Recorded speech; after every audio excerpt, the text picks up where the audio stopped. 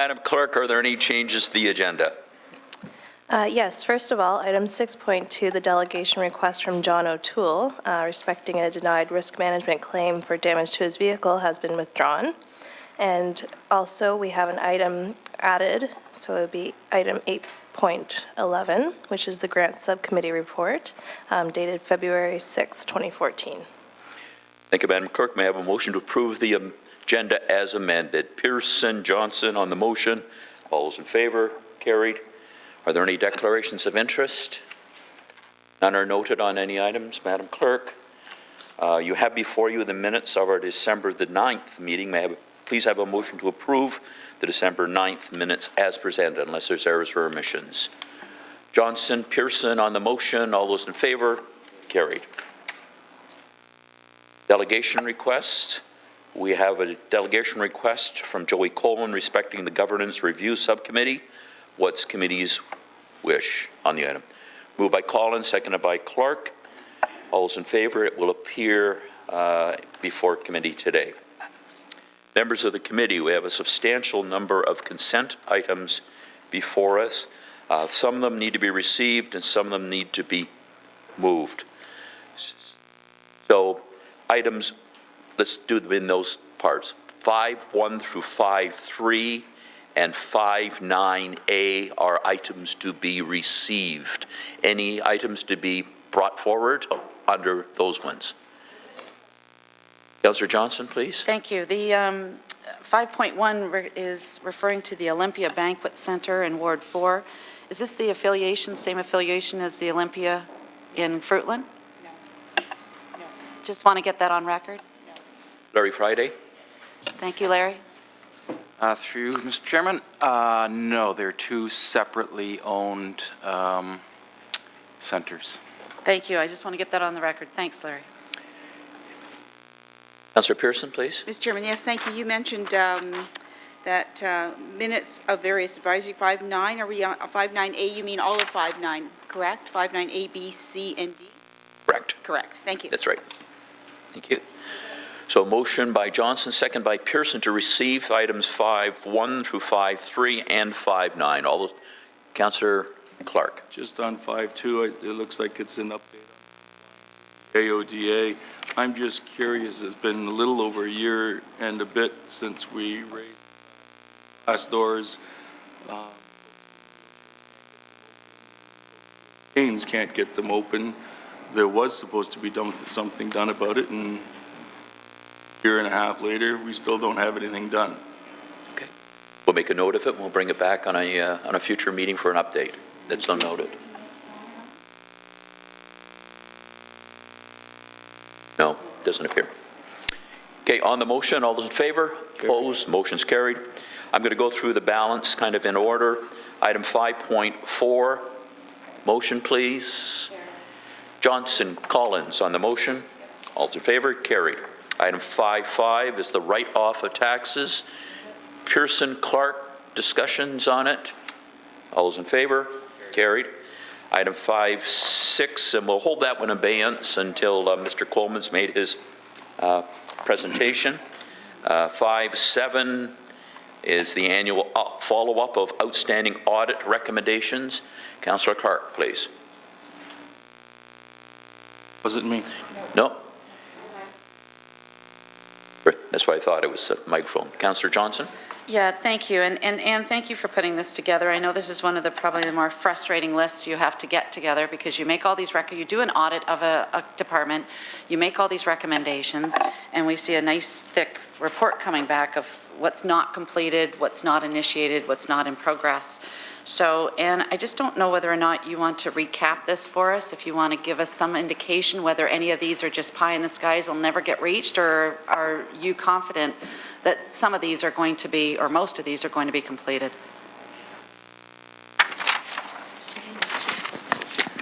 Through you, Mr. Chairman. I'll explain. This process is in addition to our regular follow-ups, so we do this annually. Right. We take a look at all the recommendations since 2005 that have not been completed, and then we update the status, looking at documentation, what the department's done. Some of the old outstanding items, I think that a lot of them will be addressed with the new cash handling policy, because a lot of them have to do with the cash handling. Some of them have to do with IT, which basically are long-term projects because they either involve a new system or they are waiting for the results of IT governance review. So I do expect those to be completed. It's just that they are more long-term. They can't get addressed very easily. There may be a few stragglers that probably will not be addressed, and those I try to bring up. There's a few there, I think, that are from 2006 and 7, but most of them are fairly current, like within the last 2 years, so I would say I have some confidence that most of them will be completed. Okay, thank you for that answer. And through you, Chair, there's a couple here where the anticipation completion dates are December 2013, November 2013, so they're quite recent as far as when the deadline was done. Are there any updates to this where you can, and I'm not looking for specifics, but are there any updates on this where you can say, okay, we can at least slash a few more off this list because of the printing going forward, it just never got put in? This is work we did in the summer of last year. It's just compiling. It took so long to Right. get to the final numbers. The next update will be towards the end of this year. So this whole list, in addition to new recommendations we've made, the status will be updated probably in the fall of this year.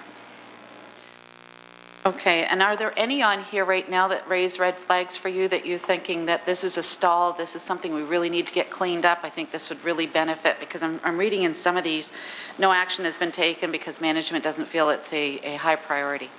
So are there any here that's raised red flags for you? Through the chair, ideally, I would like to see all these recommendations implemented. The recommendations are made for a reason. Right. Sometimes management does not agree, and it could be as simple as they don't have the resources, or legislatively it's difficult for us to try to implement this at this time. I don't see it as a stall tactic. I've seen it that they've looked into the matter and they're just struggling with trying to implement it. I'll take it upon myself, Councillor, to make a note of those and have discussions with the relevant general managers. Thank you very much. I appreciate that. Thanks, Ann. Okay. Item 5.7, moved by Pearson, seconded by Johnson on the motion. All those in favor? Carried. Item 5.8 is the follow-up on recreation facilities and arenas cash handling. We also have a cash handling policy item before us. Councillor Clark. So I'm assuming that most of these facilities have some description of a safe. Do we require only one person to be in the safe at a time, or do we require two people to be at the safe at the time? Through the chair, we do have a safe in most of the facilities, but we do require more than one individual in the safe on any given day. So no one can go into the safe by themselves. All the policies are consistent with that. Through the chair, the policies are not consistent with that. We are looking at the potential of a double drop safe in which the daily receipts can be dropped in one section and then the float can be realized from any individual on the second section. That's the issue we're struggling with right now, is that our safes aren't compatible. They only have one storage area, so all staff can get into there that have reception or need to get money for a float during that day. And what's the risk that we're incurring while we wait to buy new saves or put new saves in? All risk. 100%. Through the chair, that's correct. Let's have this discussion on item 8.1, which is the cash handling, which I think is very relevant to what you've I'll deal with it indicated, then, Councillor. sir. Thank you. Okay. Further questions on the follow-up to the report? Pearson, Clark on the motion. All those in favor? Carried. Item 5.9, which we've already dealt with. That's it. Now item 6 is the public hearings delegations. Item 6.1, Jerry Campbell of the Iron Workers Local 736, respecting a request to have the wages of the iron workers and rod workers added to the wage schedule of the fair wage policy. Jerry Campbell was called away on business. Steve Pratt is attending in his place. And if Steve's here, come down to the microphone, please. And it doesn't look like Steve Pratt. No, this is Steve Pratt. Just very briefly, on behalf of the Building Trades. You want to introduce yourself? We know. Joe Beatty, Business Manager, Hamilton Brantford Building Trades. Stephen Pratt with the Ironworkers Rodman, Hamilton, Ontario. And an oversight on the part of the ironworker and the building trades. Their wage package was never submitted to the administration. And that wage package is frozen at 2009, which helps keeps the cost down, et cetera. And we're requesting that be put back into the fair wage package. And just having said that, there's an ad hoc Fair Wage Committee that consists of the Director of Financial Services, Director of Employee Labor Relations, a rep from the Hamilton District Heavy Construction Association, the Building Trades, Leona, the Christian Labor Association, and the Merit Open Shop Contractors Association. We've had a couple of meetings, and I have to say that it's getting a little more positive. And the administration, a number of years ago, it was unheard of to have scheduled meetings, and the administration have already scheduled 2 meetings this year to address concerns, so things are looking a lot better. But hopefully our request, it has to go to the council, and so that's Questions of committee to either Steve or to Joe? The recommendation before us would be, so gentlemen, thank you very much. Thank you. Okay. Motion to receive their presentation. Johnson, Pearson on the motion. All those in favor? The recommendation by staff is that we have a motion to refer the issue respecting the addition of the wages of the iron workers and rod workers to the wage schedule of the fair wage policy and to staff for inclusion in the 2016 review for a report back to the Audit and Finance Committee at that time. Moved by Pearson, seconded by Collins. On the motion, all those in favor? Carried. Thank you. Item 6.2 was the request from John O'Toole respecting the denied risk management claim. That has been withdrawn. Item 6.3 is a delegation request by Joey Coleman respecting Governance Review Subcommittee Report 13-003. Mr. Coleman? Thank you, Mr. Chair. 2 items on this report that are of interest to myself. Item 1 is agendas, council agendas. May I suggest that they be split into 2 packages?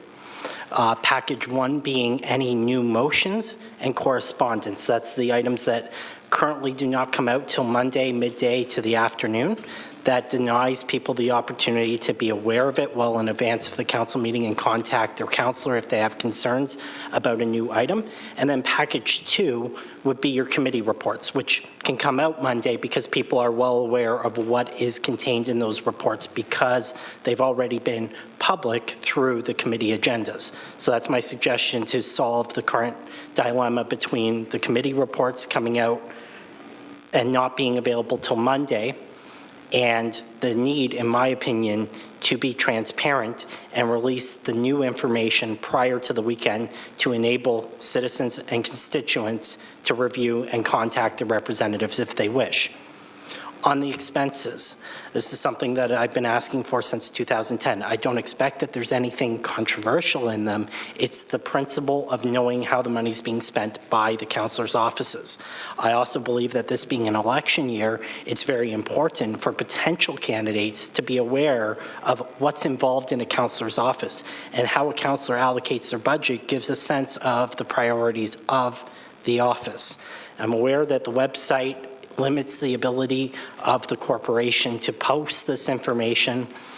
I would suggest that in the interim, that these paper copies be available at no charge to anybody who wishes to pick them up in the clerk's office, thereby avoiding the current method, which is you have to file an FOI request, and the cost for one member of the council to get their expenses for 1 year, when I did it for the mayor in his first year of his term, was $150. $150 per member of council per year.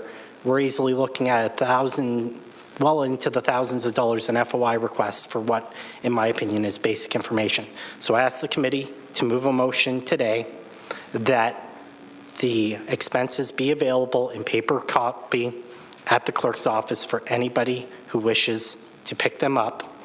And then on the agendas, I ask that it be considered to put a motion that the agenda be split into 2 releases, release 1 being correspondence motions, notice of motions, to be public on the Friday prior to the council meeting, and then the committee reports on the Monday, recognizing the need for the workflow around the General Issues Committee meeting time. Thank you. Questions, Mr. Coleman? Councillor Johnson? Yeah, thank you. Through you, Chair, to Joey, why only the paper trail, could not electronic, and therefore we would save a lot of money that way? I'm looking at what you just said, $150 for the mayor, and then hundreds of dollars on top of that. Is an electronic version Electronic version one and the same for you? Sorry, through the chair, electronic version be great, but it needs to be on the website then where somebody can download it. Thank you. That was my question. Further questions? Microphone, Councillor Clark. Questions? of Questions staff? from Councillor Clark to The first question is with regards to the tradition of releasing information to the councillors on the Friday and not releasing it to the public on Monday. Is that something that is statutorily required?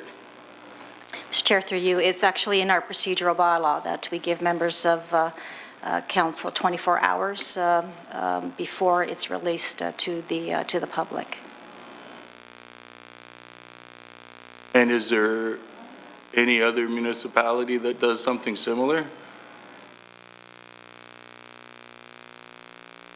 Mr. Chair, I'm not sure I understand the question. If any other municipalities give 24 hours to members of council, is that the question? Yes. Not that I'm aware of at this moment. We could check, Mr. Chair.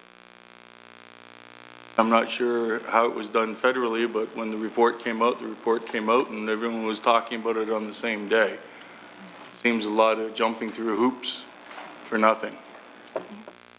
So perhaps we could have our staff look at it and see if no other municipality is doing it.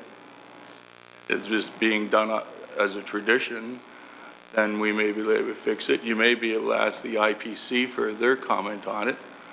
But I can tell you, like the budget and everything, a bill that's being written and presented to the House, first time anyone saw it in the House was the first time the public saw it.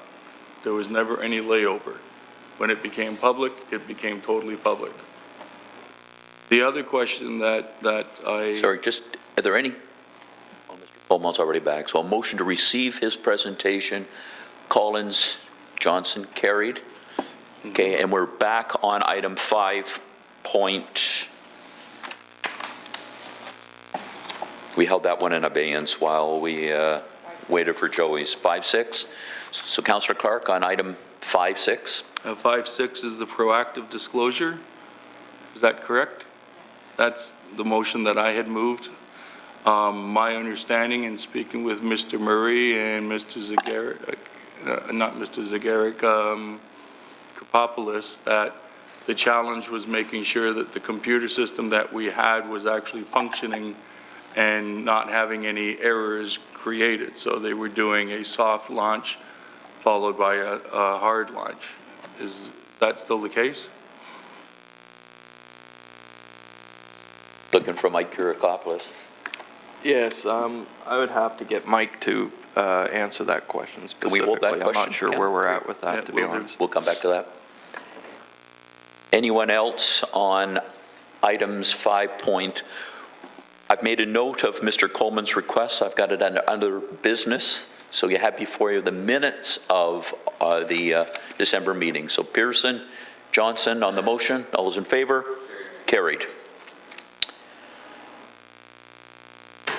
Sir. If we find that there is a difference between how we're doing business and how the other municipalities are doing business, given the time of year, it might be more prudent just to lay it over until we set up all the new systems for the new term of office, instead of trying to do everything at the last minute. Just a suggestion. Just in that also, Ms. Gallagher is working on a new template for reporting. At the governance committee, as you recall, there was a reporting mechanism and being able to get that particular information out. Ms. Cantarini, did you want, before we leave this topic? No, Mr. Chairman, I was just going to say, yes, we're working forward with that agenda management software, and it will be likely part of the recommendations with the web redevelopment review on what the web would look like with additional agendas. Okay, thank you very much. Item 7, we're under presentations. 7.1 is the Anti-Racism Resource Center project. I'd now like to call upon Roger Cameron, the chair of the Committee Against Racism, to provide the presentation for item 7.1.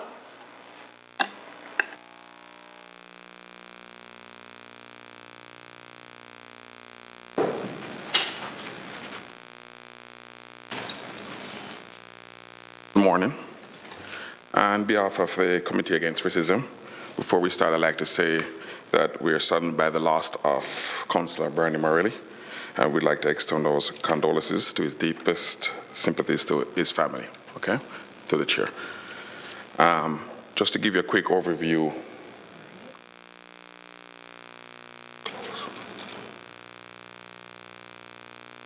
the Committee Against Racism, our mandates are to advise, advocate, and consult on relevant issues in the community of Hamilton relating to racism and its consequences, including anti-racism strategies and its benefits. To work actively with relevant stakeholders to advise, consult, advocate, and to promote proactive measures pertaining to racism and its consequences. Also, we do facilitate discussions between individuals and groups to address issues and concerns of racism. And fourth and last, we make recommendations to City of Hamilton on issues relating to equity in employment and as well as issues relating to anti-racism.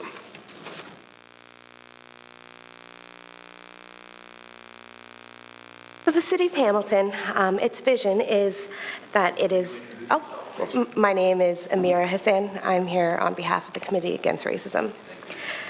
So the best place to raise a child is one of Hamilton's visions.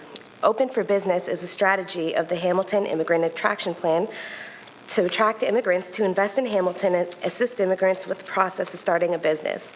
As a committee, we want to ensure that the Resource Center is part of working towards making Hamilton the best place to raise a child and that it's open for business to everyone. Some of the committee's achievements, we held 3 symposiums, the racial equity training, and the city's equity inclusion policy. And although the 2010 symposium did not provide a recommendation for the Resource Center, it did confirm that the Resource Center could have potentially helped with some issues that some organizations that participated in the symposium have faced or are facing. The City of Hamilton became a member of UNESCO's Canadian Coalition of Municipalities Against Racism and Discrimination in October 2012. So 58 municipalities in 9 provinces and 1 territory have joined UNESCO's Cmte. So some of the requirements of membership include that they monitor racism and discrimination in the community more broadly, as well as municipal actions taken to address racism and discrimination, to increase vigilance against systemic and individual racism and discrimination, to inform and support individuals who experience racism and discrimination, and to support policing services in their efforts to be exemplary institutions in combating racism and discrimination. So some background information to the Resource Center. The recommendation for the Resource Center arose from the first symposium in 2003. In February 2012, a feasibility study was recommended. And the recommendation from the February 2012 presentation to Council to conduct a feasibility study resulted in Council referring the feasibility study back to the Access and Equity Office, which resulted in focus group consultations and surveys. So CAR aimed to address preliminary findings, which address gaps in anti-racism services, potential models for the center, and possible partnerships. So consultation sessions revealed that there was no such resource in place. This prompted further investigation in which McMaster and University of Toronto students conducted a study to confirm the need for a resource center. So the methodology, Hamilton and non-Hamilton agencies and educational institutions were provided with a letter, telephone follow-up, and a link to an online surveys, and they were given 2 weeks to complete. Just pull the microphone down a little bit for you. And, there we go. there we are. Thank you. So non-Hamilton agencies were also consulted to establish a model and widen the scope of information. The researcher, Karima Yaqub, a master's student from the University of Toronto, worked on analyzing the data and assisted the committee with writing the final report, and she is here today. So the response rate, 13 agencies and 18 educational institutions responded to the survey. In Hamilton, 8 of the 13 agencies and 2 of the 18 were educational institutions. So some Hamilton findings. Services and supports offered in Hamilton were surrounded mostly around anti-racism education and training, and a few groups did report that they offer counseling. However, it is unclear what type of counseling they offer and if it specifically addresses racism and discrimination. So the formal complaints process. Half of Hamilton's agencies and both of the educational institutions have complaints processes, but referrals are low because agencies do not know of existing services, nor do they know where to refer to in Hamilton. In terms of referring clients elsewhere for support, of the 8 agencies in Hamilton, 5 skipped the question. The number of cases, the majority of Hamilton respondents skipped the question on number of cases of racism and or discrimination. So the low number of cases reflects a lack of knowledge as to where to refer to and a lack of knowledge of existing services. Therefore, this validates the lack of tracking and monitoring. Core funded initiative refers to funded anti-racism related services that are designated as a primary service. So half of Hamilton's respondents skipped the question. Of those who answered, half the respondents indicated anti-racism related services were a core funded initiative. The majority of non-Hamilton respondents answered the question and indicated their anti-racism related services were a core funded initiative. Some models of anti-racism centers. So the work is mainly done by paid employees versus volunteers. They use a formal complaints process and follow-up. And some examples of other agencies in Ontario that are currently doing this work, Across Boundaries in Toronto and the Anti-Racism Resource Centre in Peterborough. So for example, the Anti-Racism Resource Centre in Peterborough has a phone line and a website. We tried to contact them. It took us about 3 months to get a live person on the phone, which we believe is inadequate. So 66% of educational institutions believe that the Anti-Racism Resource Centre would be helpful for the students, faculty, and staff. And 100% of agencies believe the Anti-Racism Resource Centre would be beneficial for their clients. So partnerships. All of Hamilton respondents said they would consider a potential partnership, and the majority of non-Hamilton respondents would also consider a potential partnership. On October 8 last year, we invited HCCI to a consultation session to see what they do, to see if they will be able to help us with this. One of the things we found out in that consultation, in that meeting where we had with Mike, who's the chair of HCCI, and Patricia Wright, one of the staff, is that they confirmed that they're not equipped to provide service to medium or they want to provide services to medium or large organizations, not to the individuals. And what we're seeking is to have something, a mechanism to track and also help individuals who experience any form of racism within the city of Hamilton to get some form of help. We are hoping that with this persons being a part of the city, they will be able to tap into resources that the city have. Example, the language line. We know language barrier can be a huge, based on our symposium, can be a huge problem with racism, as long also with the cultural differences. So in these cases, what we found, we asked them, how many cases have you done? In 2011, they did 4. In 2012, they only had 2 cases. And during the session and talking, then we found that there's really a huge gap in Hamilton in dealing with any form of racism complaints. And we went over, and then we also invited the police chief to one of our meetings. And he came with his, he came to our meeting. And when we sat down and we have our conversation with him, we realized that they said us, you know what, there's a huge gap within this city for dealing with any form of racism complaint that does not fall under the criminal code. When we asked them the same question, how much did they do, what did they do in 2012? They said in 2012, they had 161 events that was reported to them. Out of the 161, only 16 fell underneath their jurisdiction. So the other 140 people went unheard, with no help, nowhere to go. They didn't have the police force didn't even know where to refer them to also. So they went without any form of help.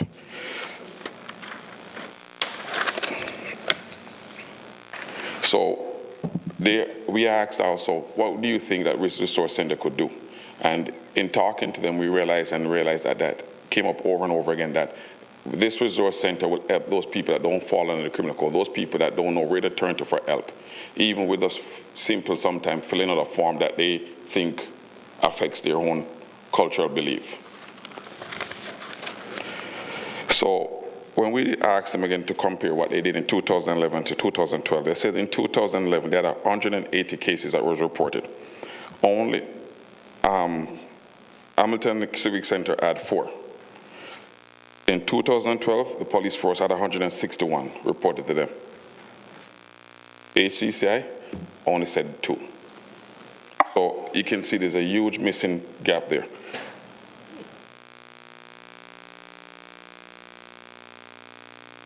Okay, continue. We'll come to questions. Thanks. So in our summary, we realize that no agency in Hamilton is dedicated to respond directly to individuals' experiences any form of race-based discrimination.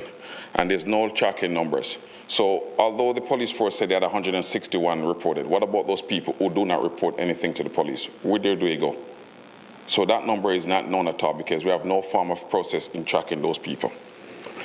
Over the past 2 years, ACC has dealt with 6 cases, whereas, as I said to you, the police force had dealt with 341 events, 70 of which fit the criminal code. The remaining 271 fell through the cracks. And these are cases that this resource center could help with.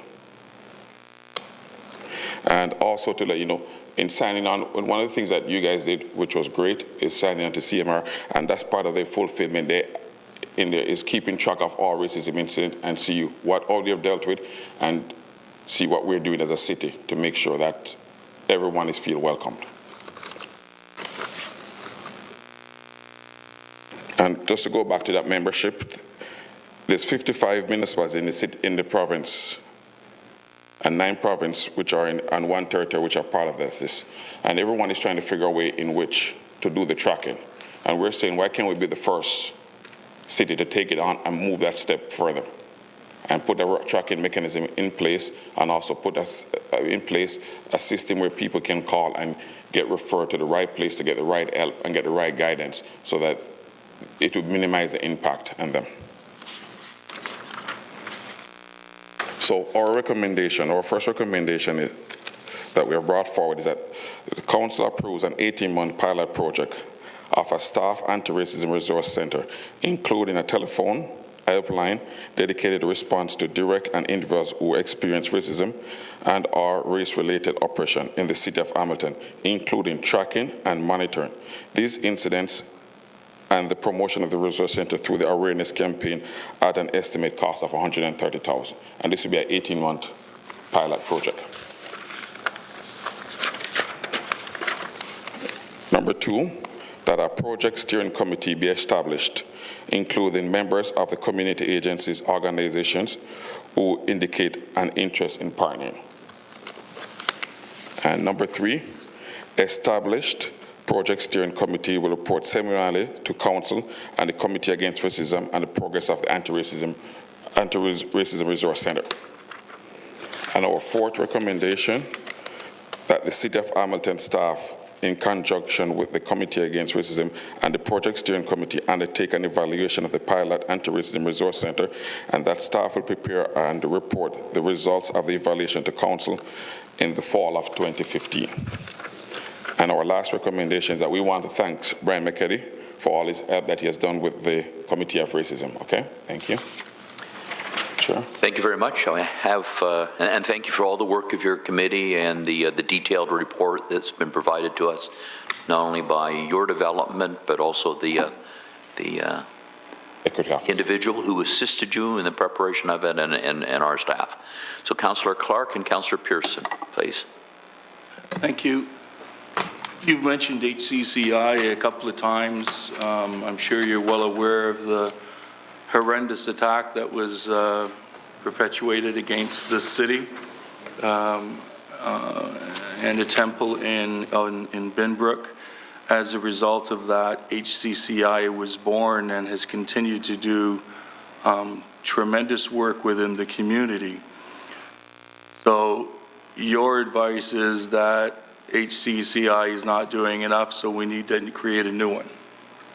What we're saying is that in viewers, we have had lots of complaints over the years, especially over the past 6 years.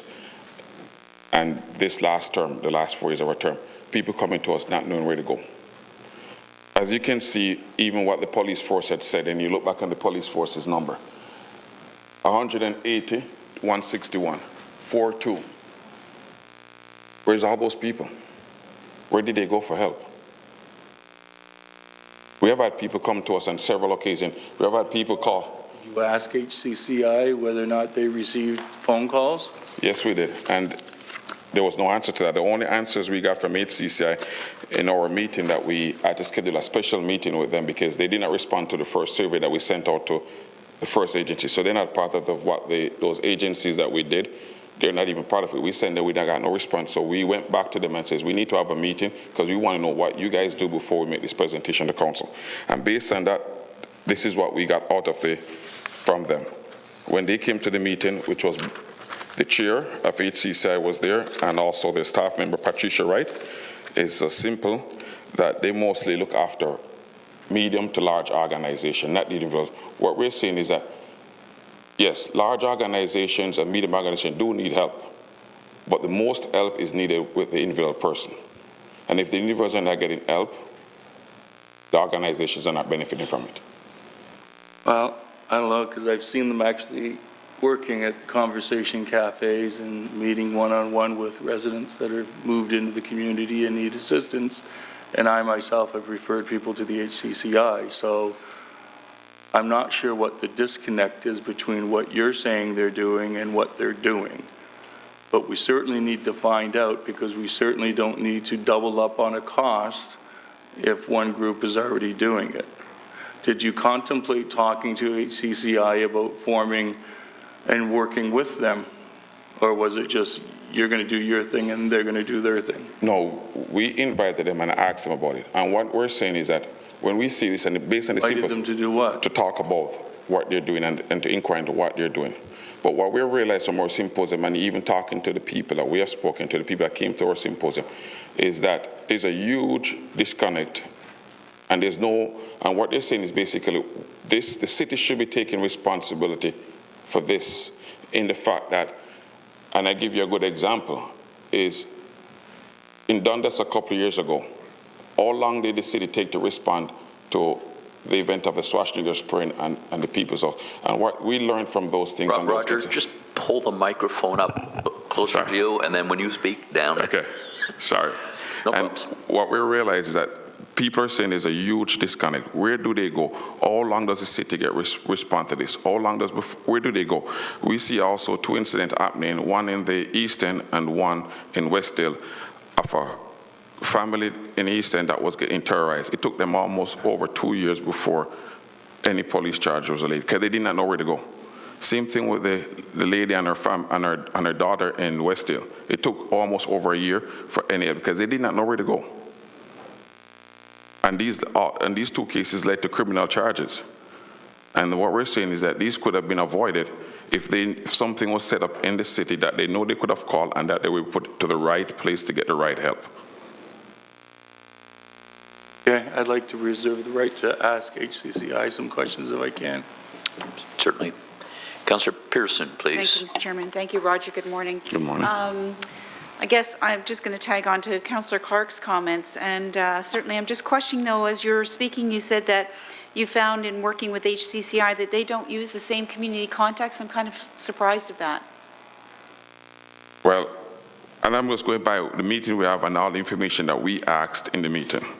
And I only can give you the response that we got from that meeting. Unfortunately, I wasn't present at that meeting, but members from the committee was present to that meeting, and they asked these basic questions, and in the basic questions, these are the response that they get. So I'm going to go in by the response that they received from asking the necessary questions to see if HCCI could have been a partnership in this. Thank you. Certainly, I also reserve the right to ask Evelyn if she comes down. So I just also want to ask is, how do you propose, and you're saying that you really want to set up this as an avenue, you're saying this is more on not the larger situations of larger company issues and things like that, but more on the individual resident issue or citizen issue in the community, correct? Yes. Okay. And you're saying that you want to track and monitor. Can I ask, can you enlighten me on how you would do that? I mean, understanding privacy issues, et cetera. How would you track and monitor that? Well, as you know, there'll be a privacy, but when the person calls, whosoever is being employed to be in charge of the resource center, their number one job is to take the complaint, see what the complaint is, see what nature. So that person has to be able to diverse the different form of discrimination and fully knowledge of all human rights. So they will be able to pick up what are the different discrimination, keep a track of. Some of it might not fall under racism, it might fall under feminism, it might fall under any form of discrimination. They can keep a track of it. They tally it, they see where that person is referred to. So not only will they not know what the call was about, but they will see where the person went to get help. Does it fall under the criminal code? Is the person referred to the police force to get help?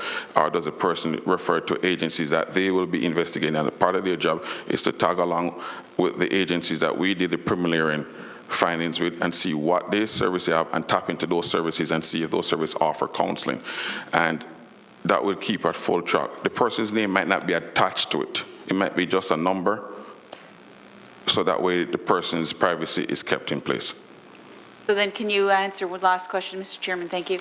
Is for 2012, you're saying there were 161 cases that I guess presented to the police, but only 16 of them fit the criminal code. So these were 16 that the police could deal with. Yes. So you're saying you're going to try and deal with the 145 that fell through the cracks. Was that the interest? And the interest, yes, is also that the police force could say to them, say, this is a number, call this number, and someone will help you. So what that would do is also help the police force to find something, because one of the things that they even said to us is that when someone is felt discrimination and they realize they can't get help, that help builds up frustration. Frustration can lead to several things. It can lead to people who says, you know what, I don't want to live here anymore, I'm gone. It can also lead to violence. We don't want it to go there. We're saying that we want to make sure that being a city that's fully multicultural, we can help everyone. We're not looking to go after the people that do it. We're looking to help the victims, because that's all. That's what matters most, is the victims. So you're really, just in closing then, thank you, Mr. Chairman, you're looking to, so it's an education process, it's an understanding process, mostly with the individual, because it wouldn't be with the offender, correct? Correct. Okay. And also, what this will do for the city also, you think about it, if we realize that we're getting calls in one section of the city the most, that's something we probably can take a proactive action by educating that section of the city. You understand? Because we realize that if you look around the city is set up so dynamically. If you realize when someone immigrate here, they tend to be all in the same area. So if we see in doing all the tracking and realize there's a certain incident in that certain section of the city, we probably can educate the citizens of that city about all the different people living. And through education, you can see that people have learned a lot. And the process will change. Sorry, I said it was last question, but I want to ask one more. Did you have an opportunity of, obviously having names and that blanked out, would you have had an opportunity through the police to get the 161 cases or the 180 cases to do some type of tracking? No, and that's the thing. As again, through privacy, they can't pass that information to us.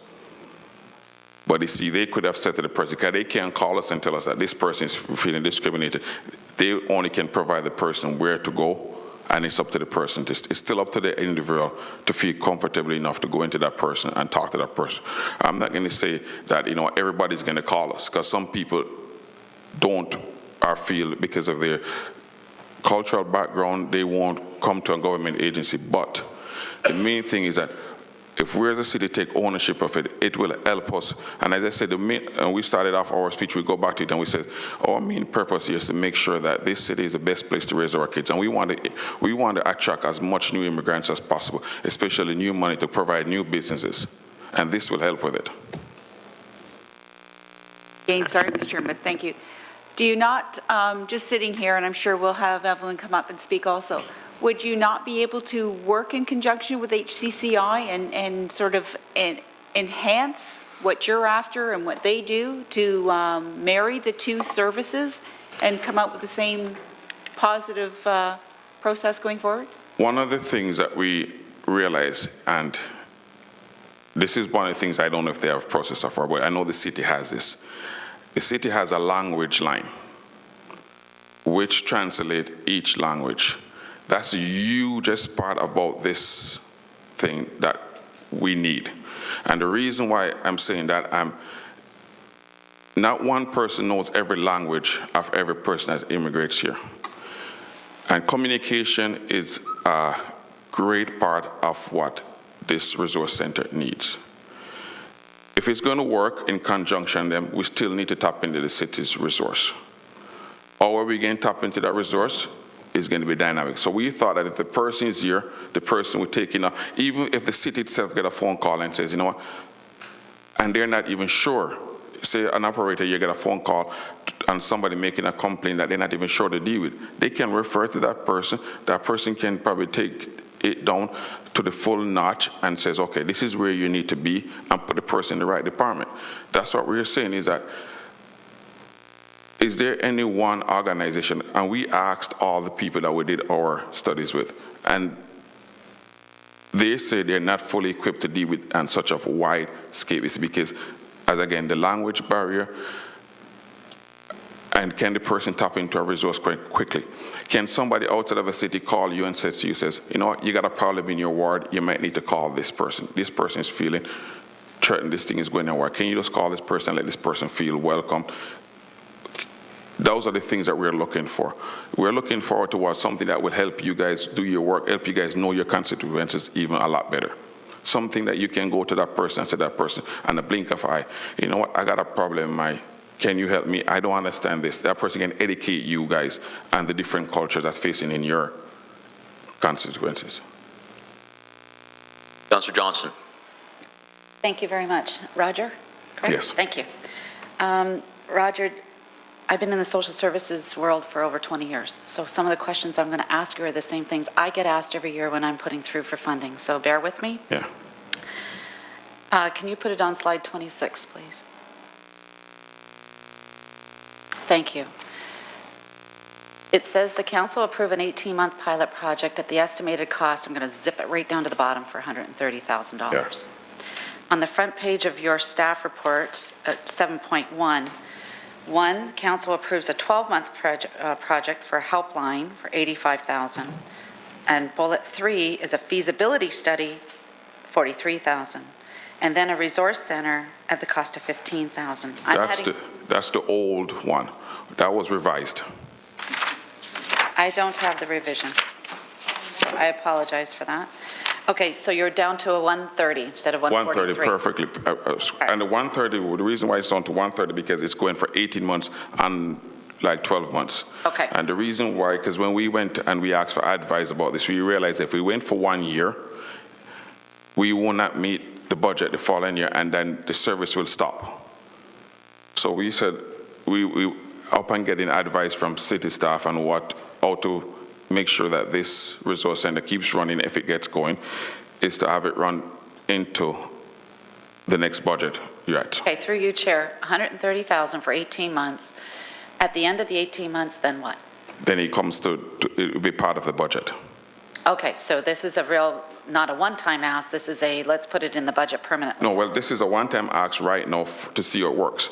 If it's founded that it's really needed through the steering, that's why the other recommendations are important. So, Well, I'm sorry, I don't have the updated version, so I don't know where that might be. No, I don't, or I would have had it. You don't have the Citizens Committee I've got report? 7.1 here, that's all I've got, and I've got this. That's all I have. but if you go to on the slide 27 in your February the 10th, 2014, the report. Guys, I don't have it, sorry. Project Steering Committee be established, including members of the communities, agencies, and organizations who indicated an interest in partnering. Right, and then if you go to number 3, it says that what they will do, if you go to slide 29, it tells you exactly what these recommendations for. So if they do the evaluation, they realize that this is really needed, and we see that's a successful thing, then it will be a part of the city. It'll So come the back to first the one, city budget. right. Okay. So the first part is to run the pilot project. The 1/3 is to run the pilot project, and within that pilot project, they'll be coming to you guys every 6 months to tell you what's update, what's going on, so you know upfront. And that's the reason why we wanted to be in the city, so you're not throwing the money somewhere and you're not getting a response. Okay, thank you. And $130,000 gives me a hotline, a feasibility study, and a center. What hardcore services are you offering that person who phones up and says, I'm having a problem? So are you offering what else? So the person, first of all, I don't know if it's in yours, inside it tells you there's a description of what the person's qualification should be. And if you look on the person's qualifications, we give you the job qualification requirements. If you look and I think is the Appendix C, and the second page that says job qualification requirements. Yeah, did you find that? Page 3 of 5.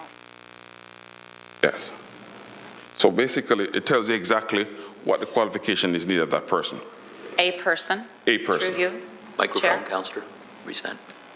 Through you, Chair, a person. A person. One person who's One going to be person doing the will- hotline and doing the Yes. 24/7? Are you No, gonna not hire more than 24/7. one? So that person, the outline will be there's an answer machine. That person will be picking up. That person hours will be flexible, and that's one of the things that we realize, that person hours has to be like a shift work like. So basically, one day that person might work 8 to 5, it might changes. So that person has to be flexible to work shift works depending on and that's part of the studies. This person has to realize now and pick up on when do the most calls are coming in. They won't be picking up the calls every day, but at least somebody will be reporting back within 24 hours and are within, if it's a weekend, probably within 48 hours. And like, as we said, when we call the other ones that we realize that is Peterborough, it took us 3 months to get an answer. Okay, so I'm going to leave my questions, thank you, Roger. I'm going to leave my questions for staff, please, if, when the time comes, and Evelyn when she comes down. Thank you. Okay. Back to Councillor Clark, second time. Microphone, sir. To flip back on your screen there, you had HCCI on there and the police department. I was trying to understand how we would correlate.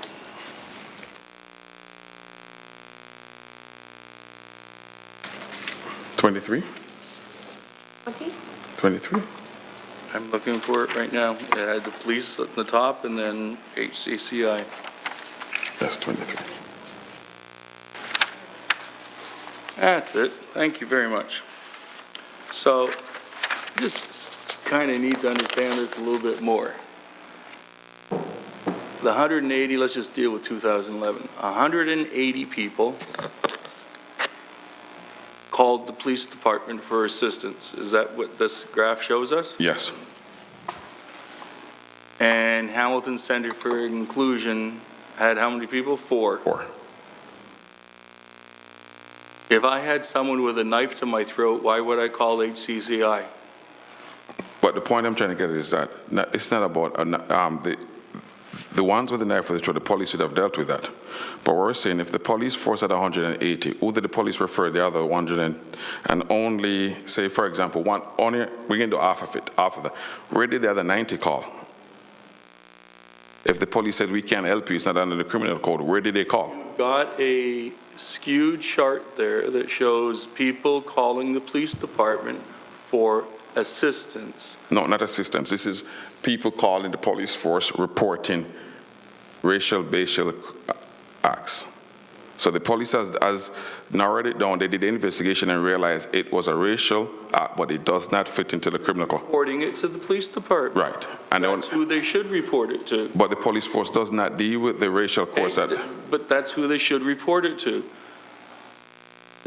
We don't tell citizens in Hamilton to report racial incidents to HCCI to get assistance.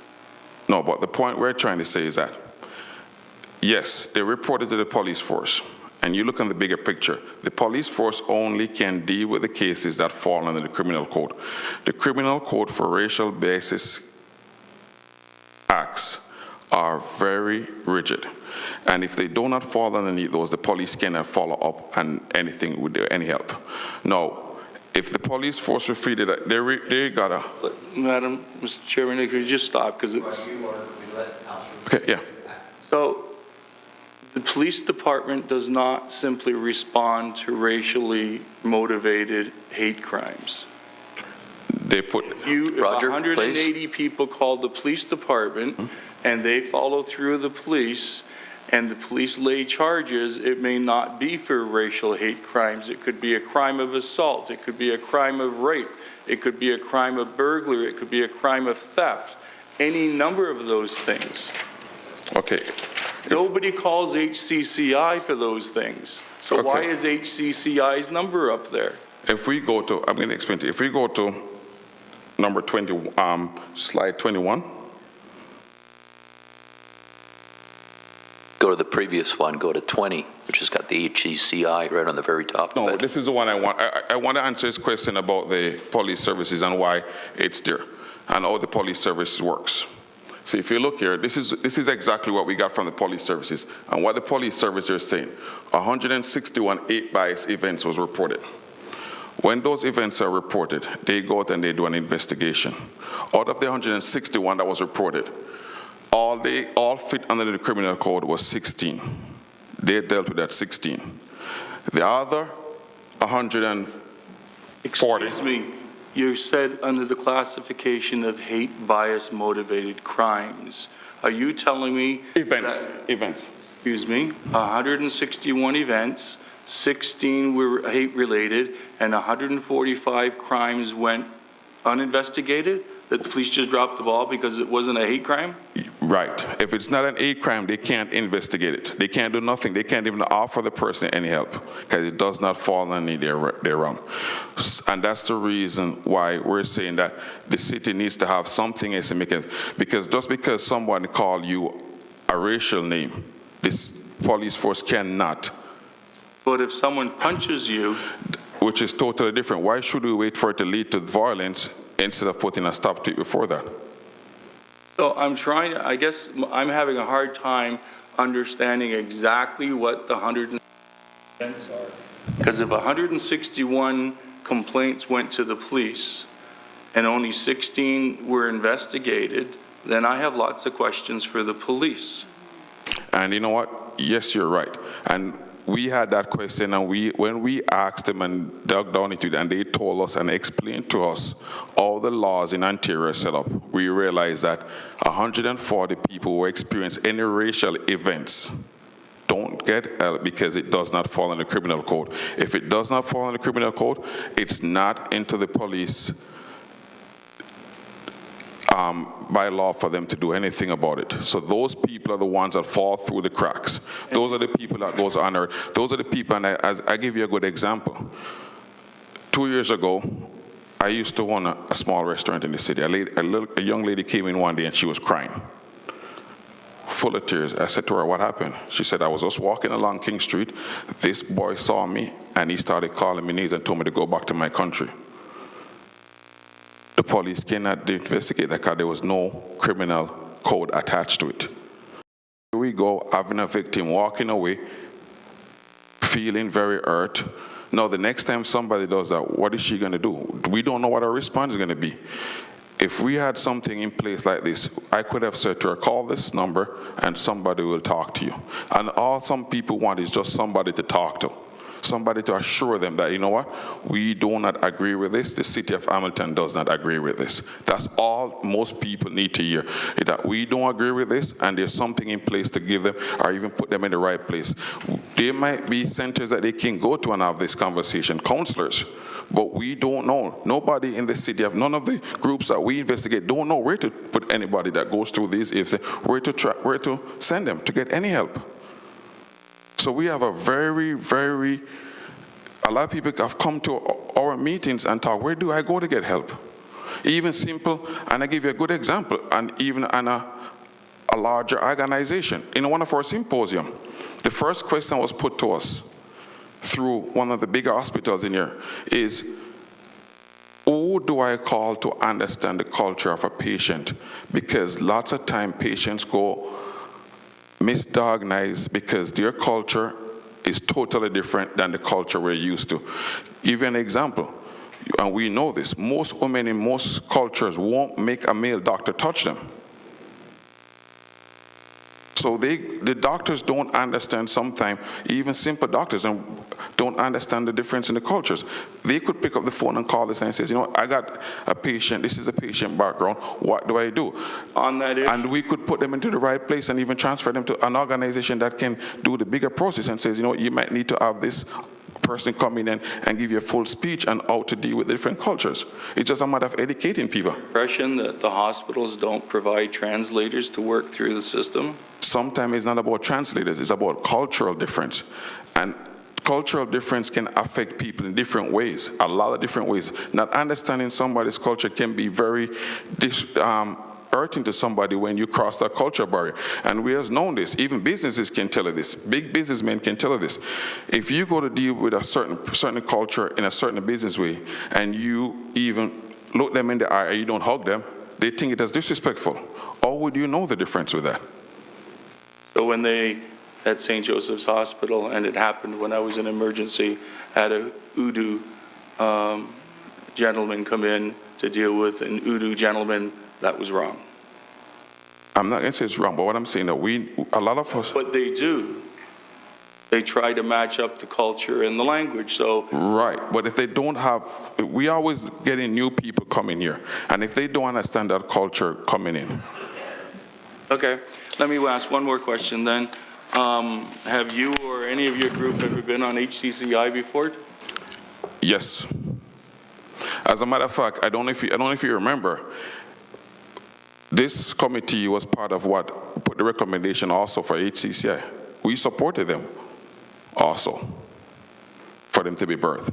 Because remember, this is the committee against racism. You have to make a decision between yes or no, or be a part of HCCI and work together.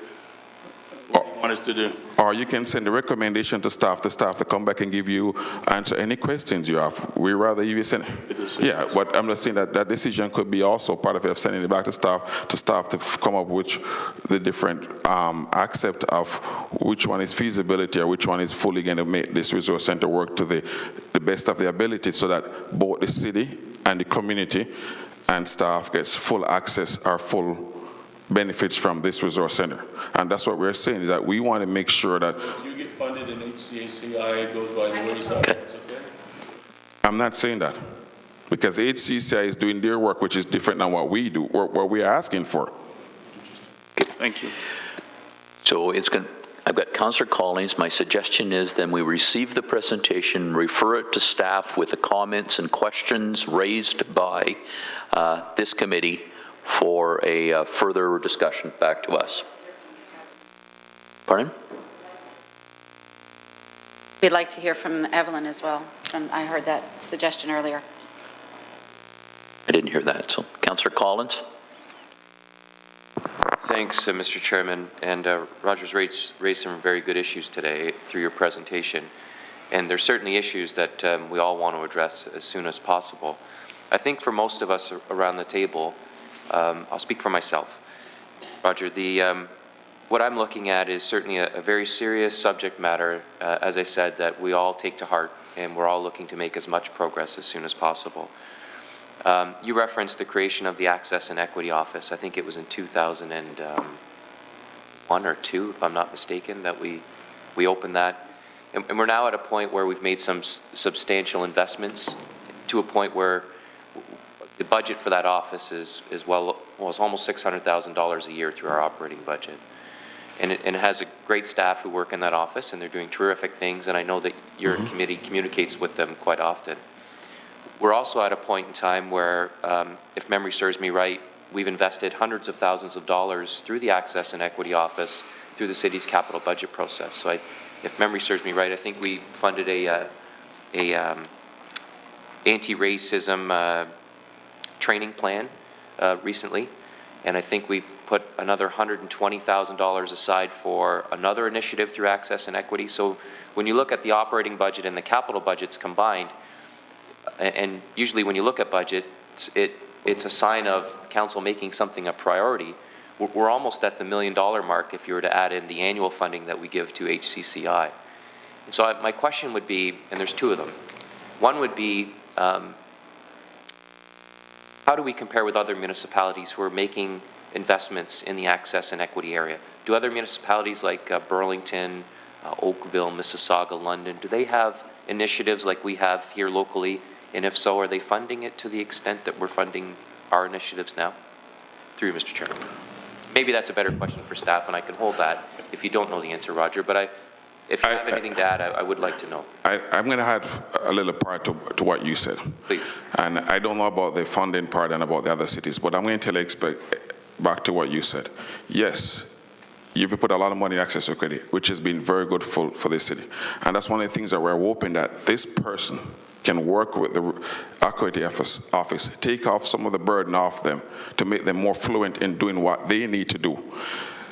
Also, when it comes back to the main point that we are bringing in, that you said this is a very, very touchy subject. And what we're saying is that we take ownership of it. And if we take ownership of it, what it will do is tell the citizen that, you know what, we as a city want to be fully inclusive. We are open, and also, and this is one of the reasons, you just brought up one of the main reasons why we want this thing to be in-house. You guys have two great policies. And to tell you, part of your policy also says to go on, it's for it to be added on the outside of to the community. Not only for you guys to use it internally. How else to put it outside and have somebody that can push it outside for you like this person? Those two policies, as you said, cost us almost over $500,000. Is it on the outside yet? No. Is it great policy? We applaud it every day because that came from our committee also. We appreciate it and we like it. I've not been to the full training, but I've been to the partial training, and I was very impressed with it. How many organizations out there would like to have a policy like that? Probably the whole entire city. We don't know. It could be the framework for our private sector, our public sector, but it's a great policy. Let's push it. And that's part of what this person will be doing also, is pushing that great policy that you guys have in place. And that's one of the main reasons why we wanted this person to be able to tap into all those great work that we have done so far over the past years. Thanks for that response. And I think most of us would say that for a community that is investing about $1 million a year into access, equity, anti-racism initiatives, certainly to a great extent.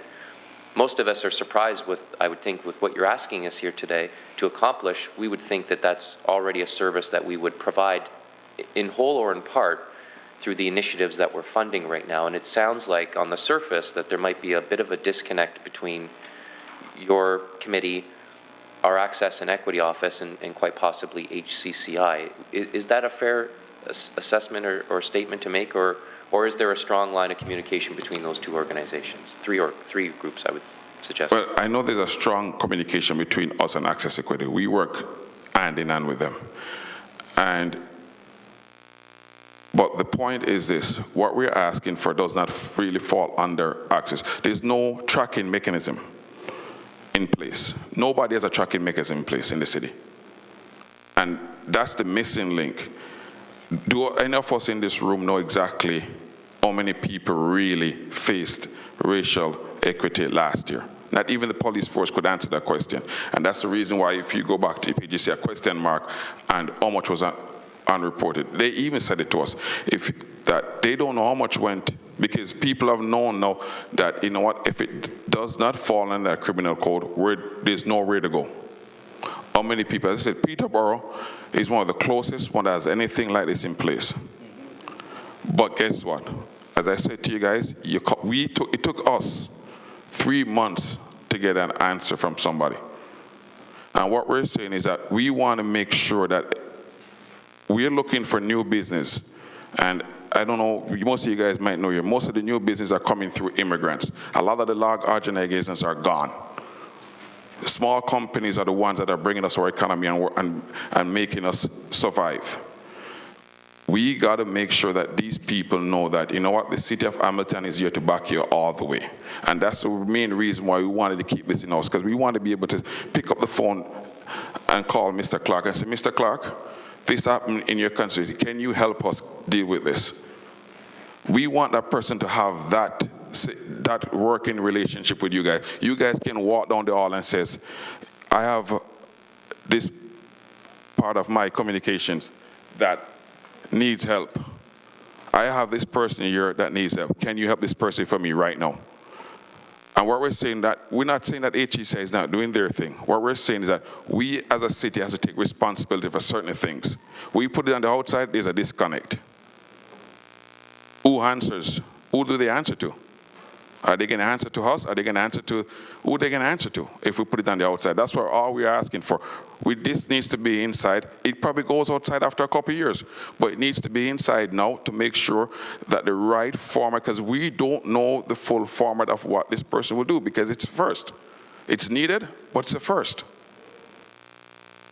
It's going to be the first. It's going to be a one of a kind, and other cities might be jumping on it and says, a lot of people are saying, where do we go? Who do we follow with this? And we're saying, let's take a chance. 18 months. Okay, thanks, Roger. I appreciate your answers to my questions. And Mr. Chairman, I do have then some questions for staff. I understand the direction. I'd be quite willing to move that at the appropriate time. But along the same lines that I asked Roger, I'd have those same questions for our staff. Thank you. Okay. So could I have a motion to receive the presentation? Collins. Johnson on the motion. All those in favor? Carried. Now, it's been suggested to me that Evelyn Murray, do you want to make a presentation, or are you prepared to answer questions? Because I understand there are, I believe, Councillor Clark, you made reference. So, okay, so there are some questions. There may be questions of staff. And Evelyn, find a... Okay, Evelyn, just take the microphone in case there's any questions asked of you, or do you want to make a presentation? I'm at your request. Okay, thank you very much. Yeah, bring the microphone down. Okay, Councillor Clark, questions of either staff or Ms. Mary? Look at the top of that page. So what the page, Mr. Chairman, I gave her is the page where it had the police figures and then it had the HCCI figures. So I'm trying to understand exactly, apple to apple, oranges to oranges, what is that HCCI figure of 4? What was he referencing? Well, our organization provides public education to people around anti-racism. We're not, and a number of other training to organizations like the hospitals, school boards, community organizations to develop policies that change the way they do business so that we can, in fact, in a systematic way, address issues of racism and discrimination. We do not put a banner out to say that if there is a problem with racism, please call us, because we have a staff with human rights background and jurisdictional rights to enforce anti-racism policies. So what we do, if someone calls... You're not an advocacy group. We're not an advocacy group, but when people do call, we work with partners. Hamilton Legal Clinic, for example, we have a number of people who've called us about housing, discrimination in housing. So we do not say, well, goodbye, we don't do this. We'll connect with, say, Hamilton Legal Clinic, the Housing Help Center, convene meetings with those people, and then develop a response to that issue. But we do not go out on a banner saying, please call us if you feel as though you're discriminated, because what that does, we know from research in other cities, say if you create a complaints-based system, you have to feed it. You cannot have a phone call and say, I'm so sorry this happens to you, we regret this happened. People, if they do call, you need to be willing to say, we're going to take it to the level where you are satisfied and you got the response you need. We know that that's not always possible. The Ontario Human Rights Office also knows that, because they have gotten a bigger budget and more complaints come in. However, their ability to fully respond to every issue is a problem. So the hesitancy is that to create an organization, HCCI, saying we are an advocacy organization, please call us, and then we can't respond, it does more disservice to the aggrieved party.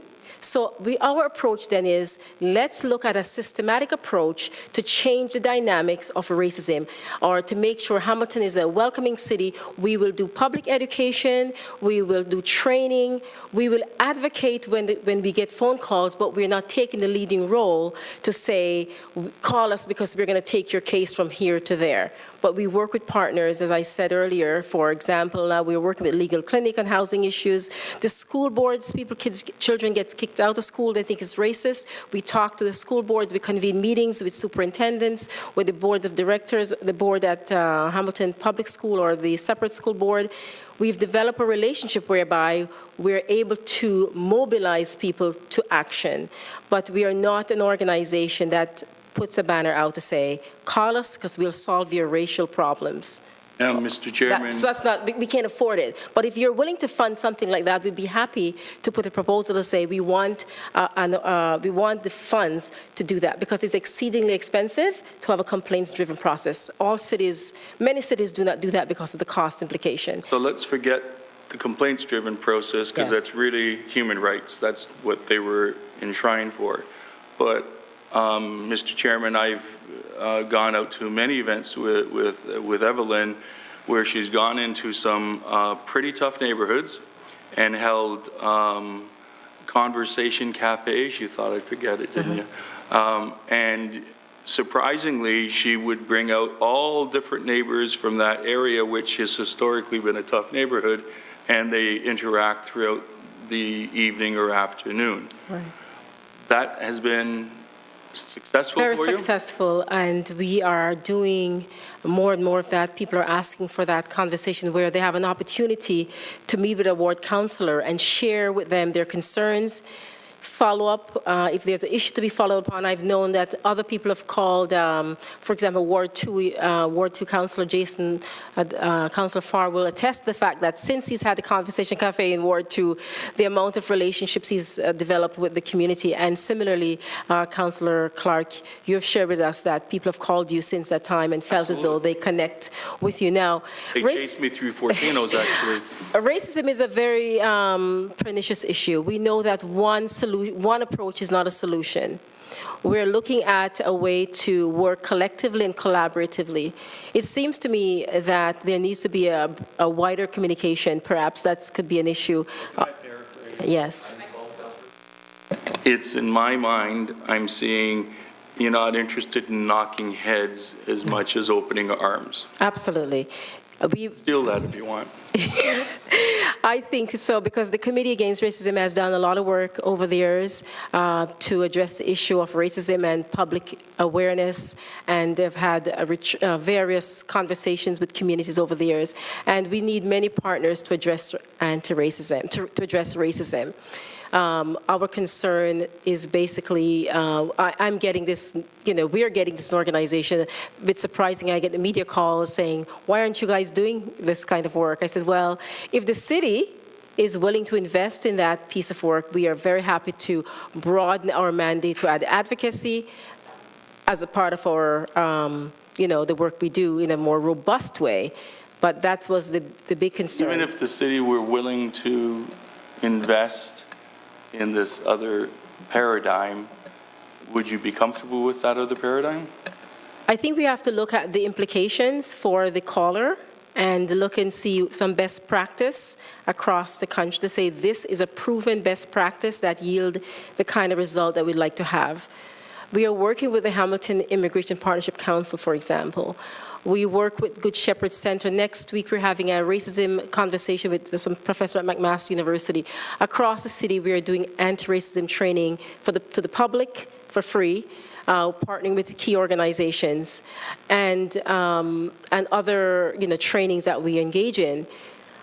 I've not done the research to say that this is the best approach, but I know the question has been asked in the past, and we looked at the labor-intensive nature of complaints-driven processes and what it does. It takes all your staff and say that's all you do, because person A called in, the response time, within 24 hours you get back to that person, or else they start to trash you that you do not do what you say you're going to do.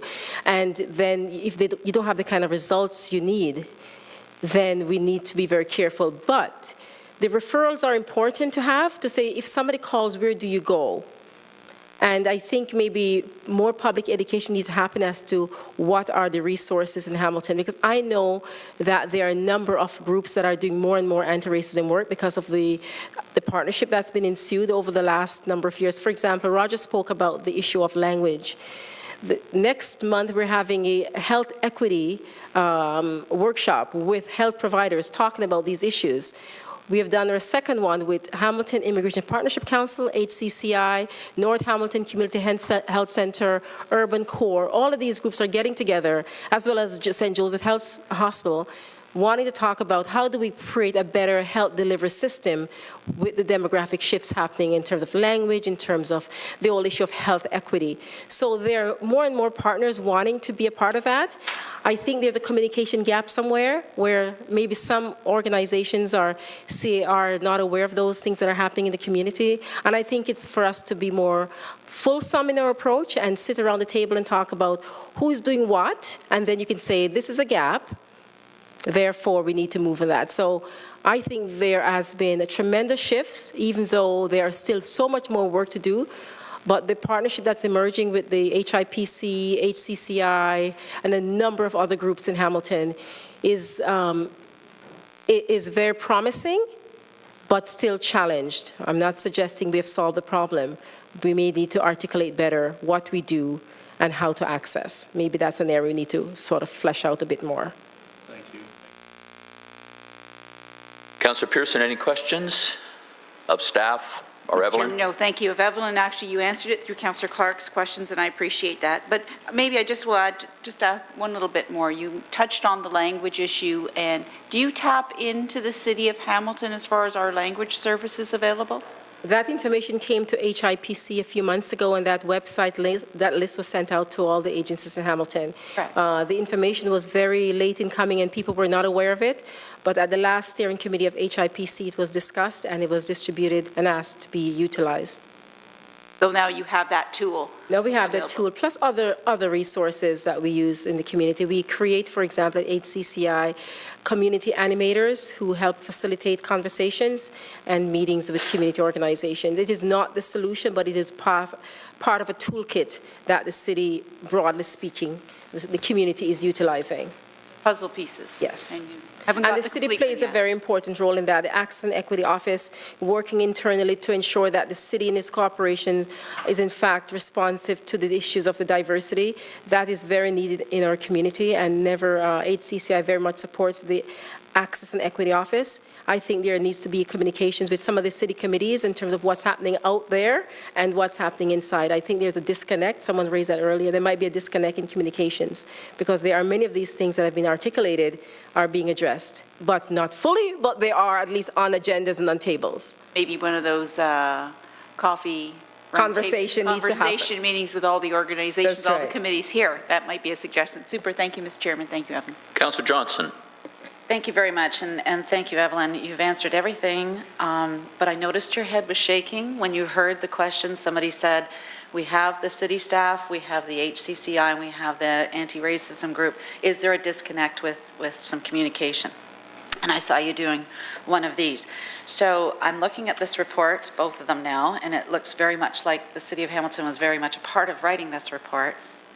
And I see that you have your center and you're doing your thing, and you've got the anti-racism committee, they're doing their thing. Would it be beneficial to have somebody who's a liaison between the two to travel back and forth to ensure that that communication is open and honest and transparent? And Excellent idea. I would support that fully. I think that's being a part of the challenge, is that there's a disconnect. We're very much connected to, HCCI is very connected to HIPC. But there's... For the folks at home.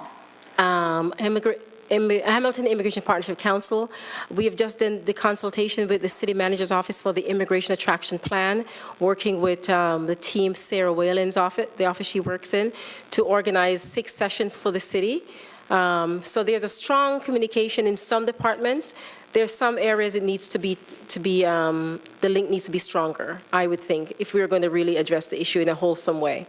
And thank you for that, Evelyn. I think that became very apparent to me when we were listening to both you and Roger. It just seems like you both want to head in the right direction. It's just a matter of linking up. So at the appropriate time, I would like to move that we have the staff come back and look at how we can create that liaison between the two organizations and then go from there. And then if they can find some commonalities, then this may not be, or this may to enhance what's going on. That's what I'd like to see, Mr. Chair. Councillor Collins, please. My question is not for Evelyn, but I thank her for information. Mine would be for staff, so I'm not certain whether you want to. Evelyn, thank you very much. Councillor Collins, please. Thanks, Mr. Chairman. And through you, the previous questions that I had asked the presenter in terms of other municipalities providing the amount of resources that Hamilton provides for access, equity, and racism.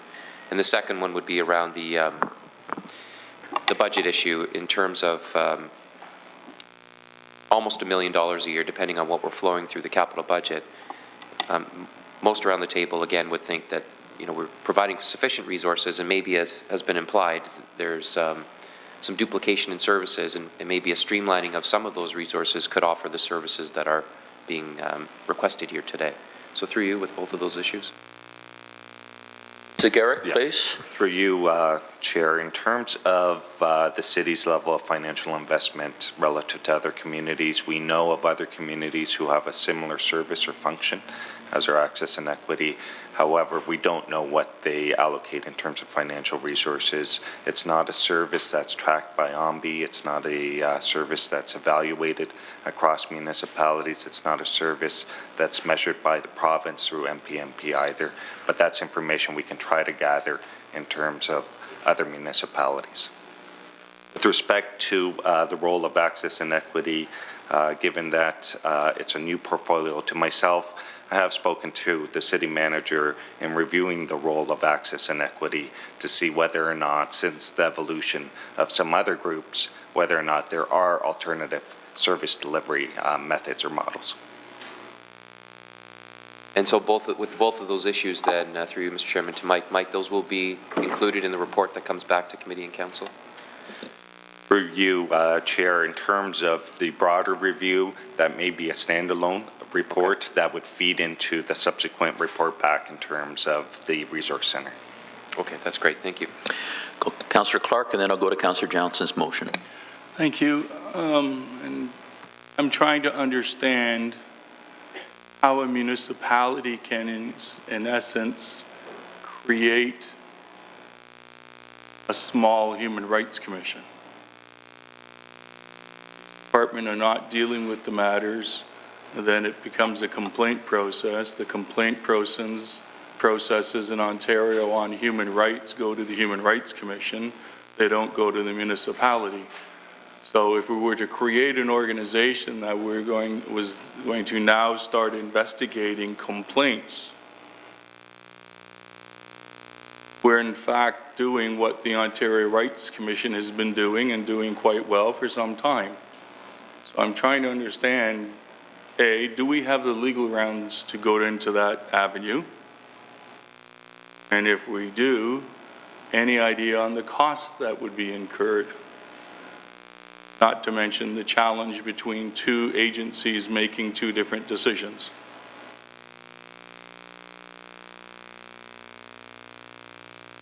I know I like asking the hard questions, but it's a hard issue. You want to get back to us? The city solicitor will take it under consideration, and it'll be included in the report that will come back to us. That help, Janice? Yes, through the deputy mayor, that is. You're welcome. Councillor Johnson, you have direction, please.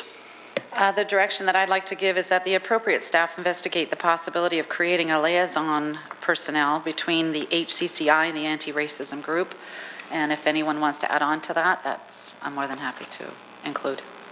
Councillor Pearson is seconding that. Speaking, questions, comments? Councillor Clark. I'm just worried that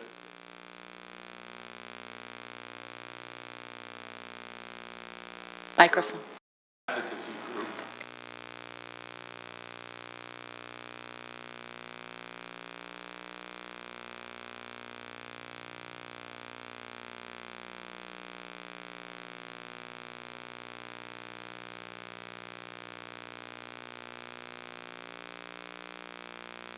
So why don't we take it a one step, two step, three step, and that would be the first one is we've received the presentation, and that the issues and questions raised by committee be referred to appropriate staff or report back to us. We'll get that back up, and then probably the elements that Mr. Zagaric has referred to, and obviously the elements that Councillor Collins has referred to from the funding issues and duplication could be. Councillor Johnson? And part of that staff report, I would assume, is going to come back with some type of recommendation, A, B, or C, or, we leave it up to you. And I would like that one of those recommendations is to look into or explore the possibility of the linkages. And that's all I can leave it at. That's fine, as long as it just is included there somewhere so that they can say, no, this will never happen, so we might as well just nip this in the bud now. Or if it's going to happen, then this is what we need to do to make it happen. So are you prepared to take back what you had offered up and provide that alternative direction? Maxine and Mike and Janice, you're okay with that approach? So Councillor Pearson seconded that motion. Discussion? All those in favor? Opposed? The motion is carried. Thank you very much.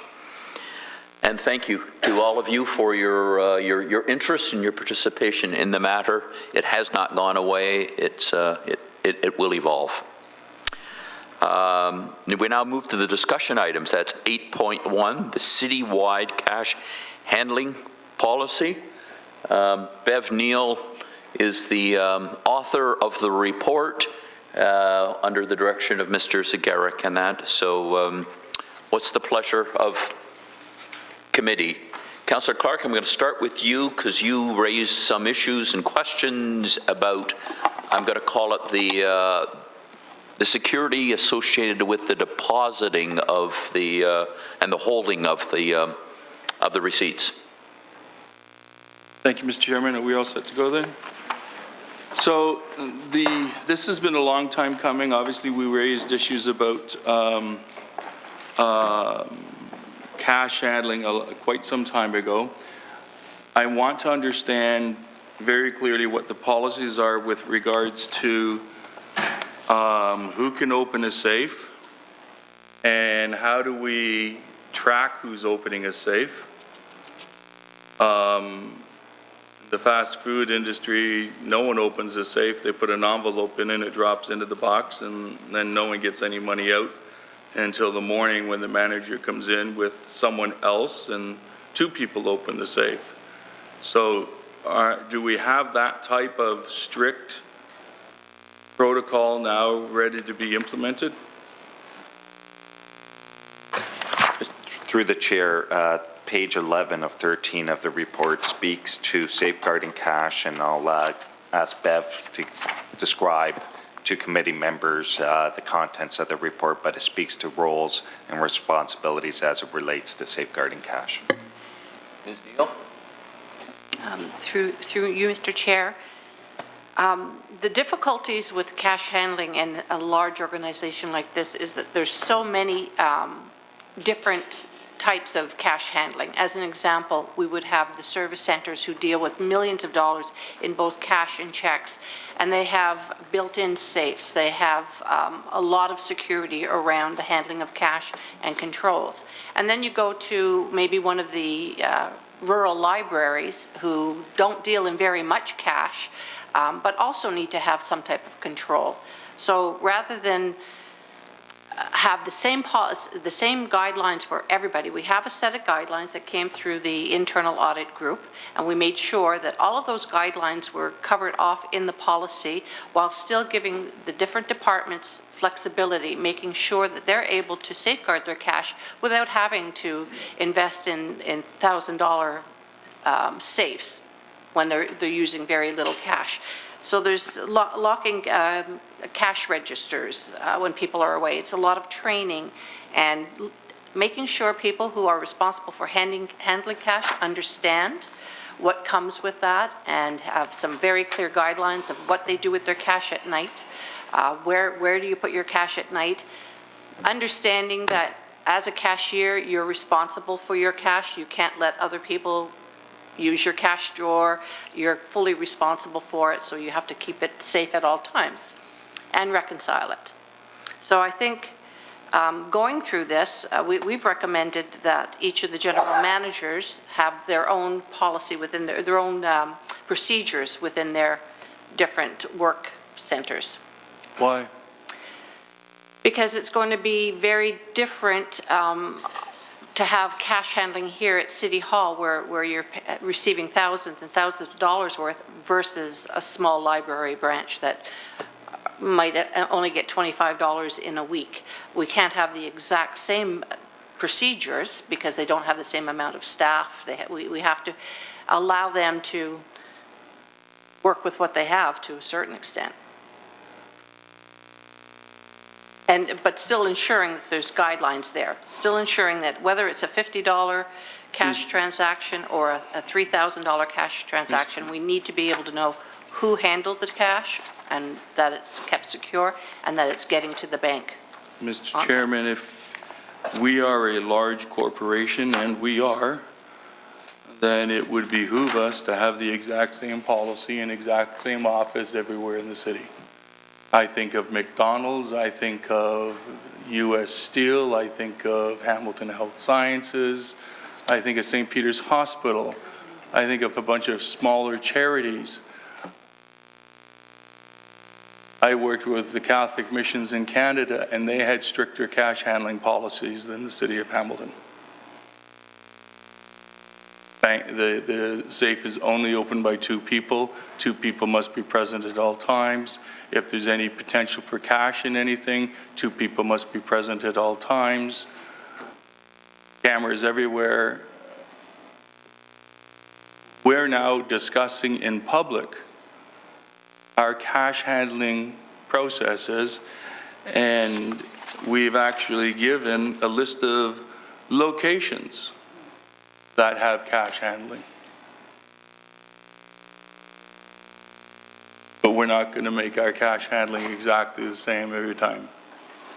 I know that each little GM wants to do their own thing, but they work for the city of Hamilton. This is our cash handling policy. If I brought Deloitte & Touche in here, they would not be agreeing to this. Deloitte & Touche would say, no, this has to be exactly the same anywhere.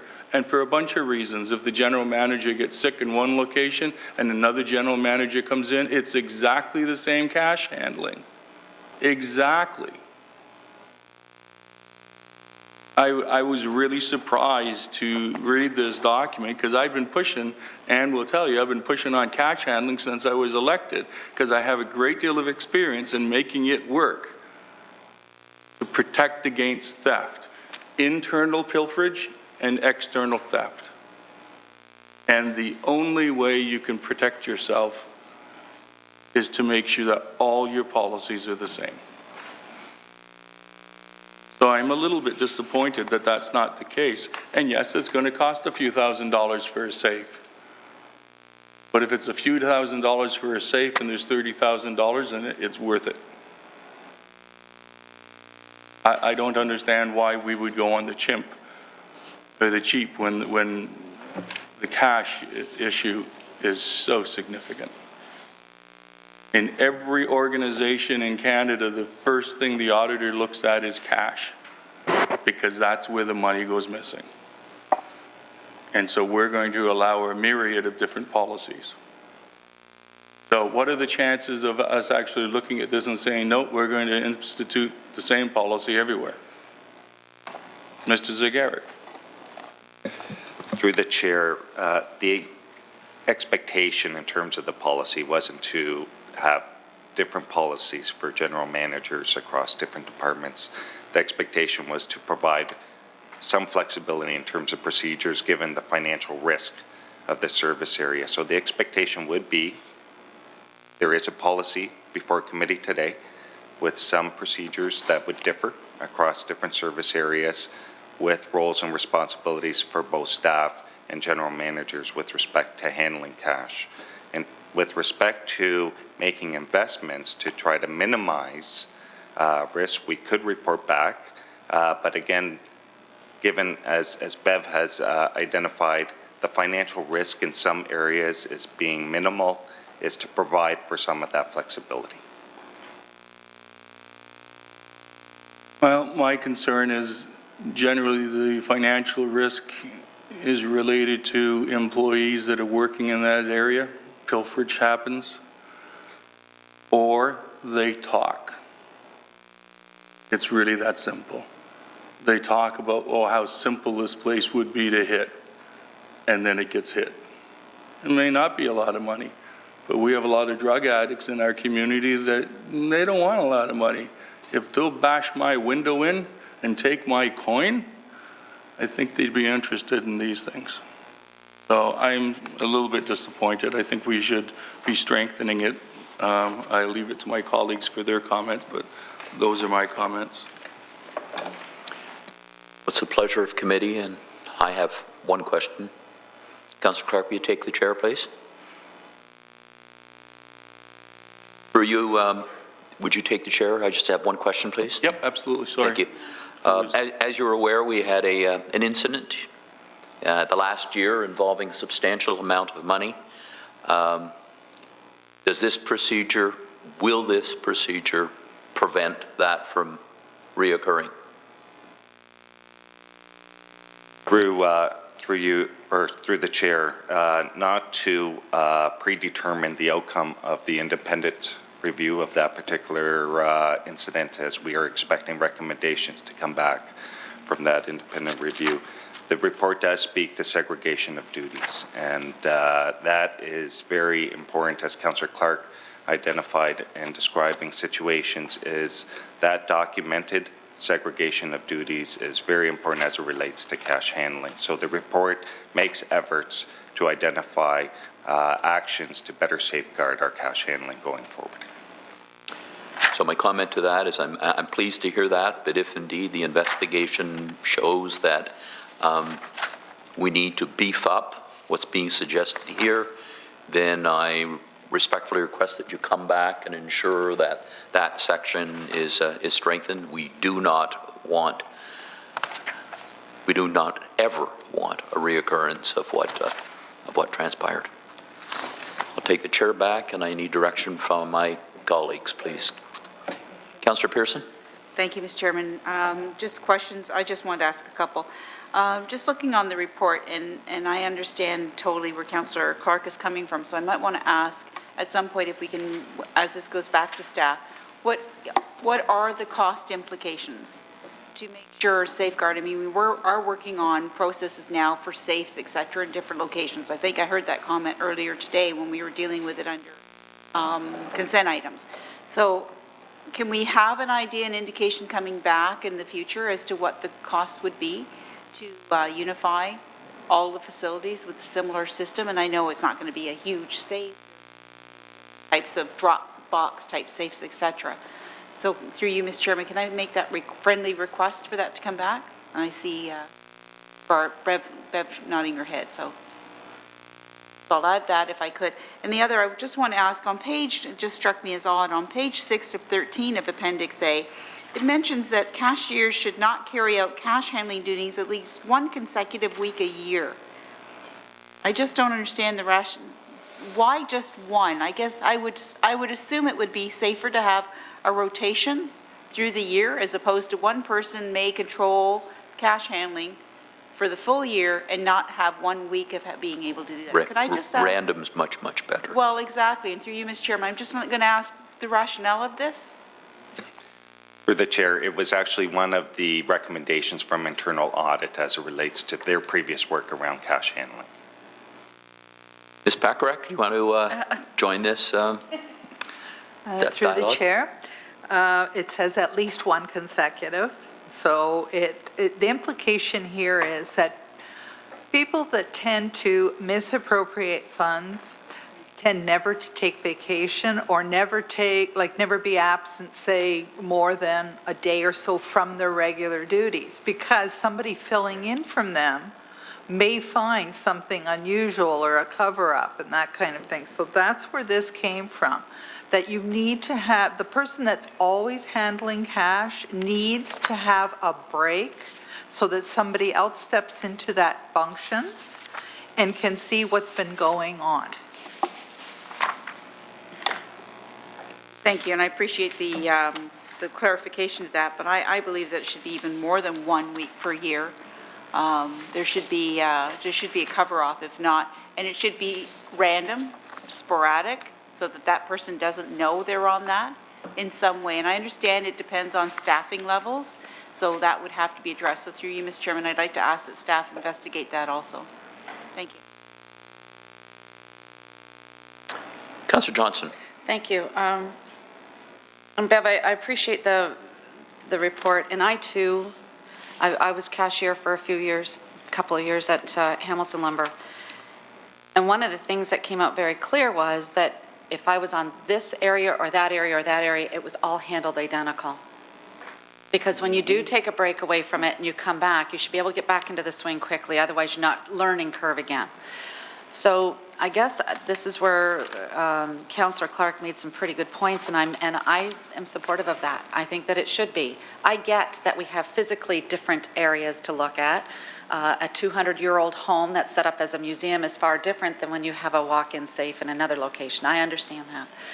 But the process can still be the same, and I think no matter if you're at this location, or this location, if it's all set up identical, and as Councillor Pearson said, if the randomness of it comes in as well, everybody should be trained to do the same thing, and you can jump in at any time, and no one knows when that's going to happen. So it does keep things, and it keeps things on a more transparent, but accountability. If I'm the one that's handling a lot of cash, I'd want to have that accountability, but I also would like to have some validity to what I'm doing. So when somebody else takes over my job for that week, there shouldn't be any problems. And if there is, I should know about it immediately.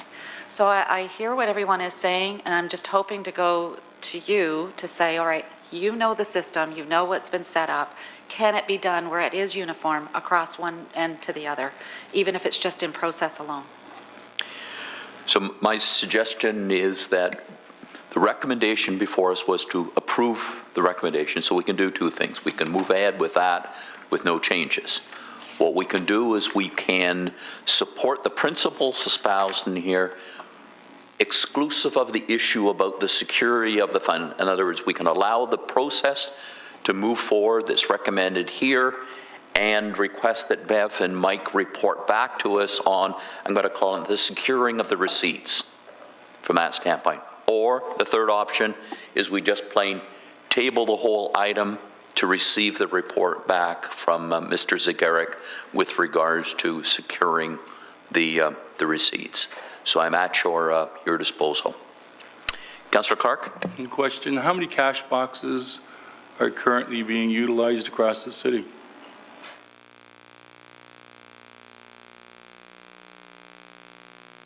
Through the chair, it would be all the facilities that are listed in Appendix B of the report would have cash boxes. Give me a number, please. Looks like about 55. Through the chair, it would be between 50 and 75 facilities. There's no cash boxes anywhere else in the organization, under secretaries' desks or anything like that? There, through the chair, there are petty cash. So to the councillor's question around boxes in terms of cash, there are petty cash boxes within departments as well. Okay. I'll leave it to my colleagues, but I think a lot of work has to be done. What's the pleasure, committee, please?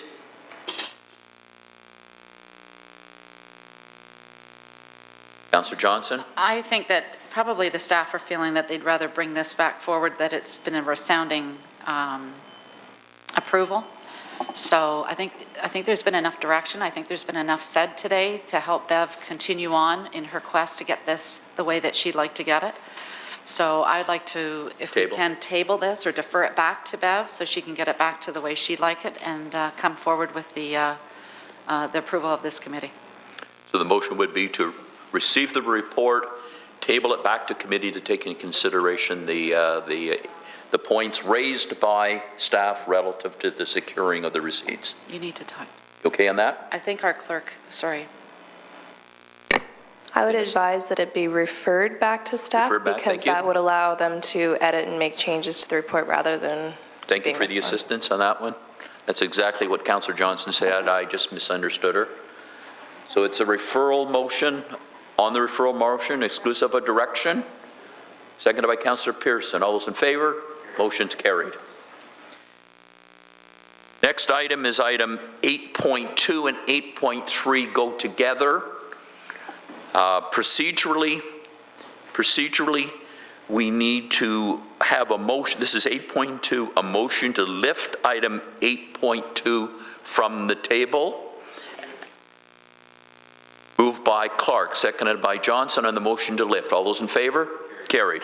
I now need a motion to receive item 8.2. Moved by Pearson, seconded by Collins on the motion. All those in favor? We all move, and then we now move to item 8.3, which is the new recommended. And Helen is here along with Mr. Murray to answer any questions that we have on item 8.3. We're just going to slow it down a little bit because the mayor has an interest and he's on his way in on this particular area. But I'll start with you, Councillor Clark, please. Yeah, thank you. I spent probably more time than they care to admit with Chris and Helen on this particular issue on personal harassment prevention policies, resolving harassment discrimination issues, and all of the policies herein.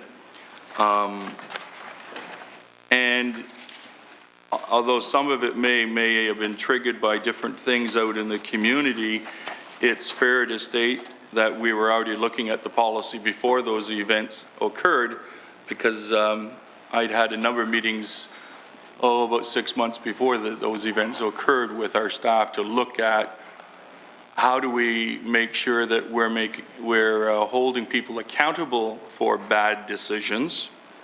Secondly, how do we make sure that we protect our citizens, our employees from this type of behavior? And how do we make sure that our managers are aware that they actually have a legal and statutory responsibility to inform their senior manager if it's been brought to their attention that someone has been sexually harassed under their jurisdiction? It was not easy. Rewriting the policy would be a fair statement, Helen. But we have come a long way from where we were. And the City of Hamilton is taking a very aggressive and proactive viewpoint towards anyone who is harassing, and it can be male or female. It is complete nonsense for people to say it only happens against women. There are a lot of men, for whatever reason, that fall victim to workplace harassment day in and day out, and at the end of it all, they just don't want to be at work. So I'm very pleased that staff listened to not just my concerns, but to the concerns of my colleagues, the concerns of the mayor, that I would argue, and I don't know where the mayor stands on it, but I think this document itself really does become a pivotal leading document in the province.